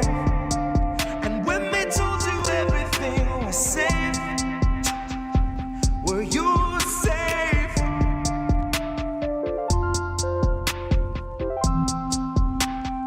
Were you safe?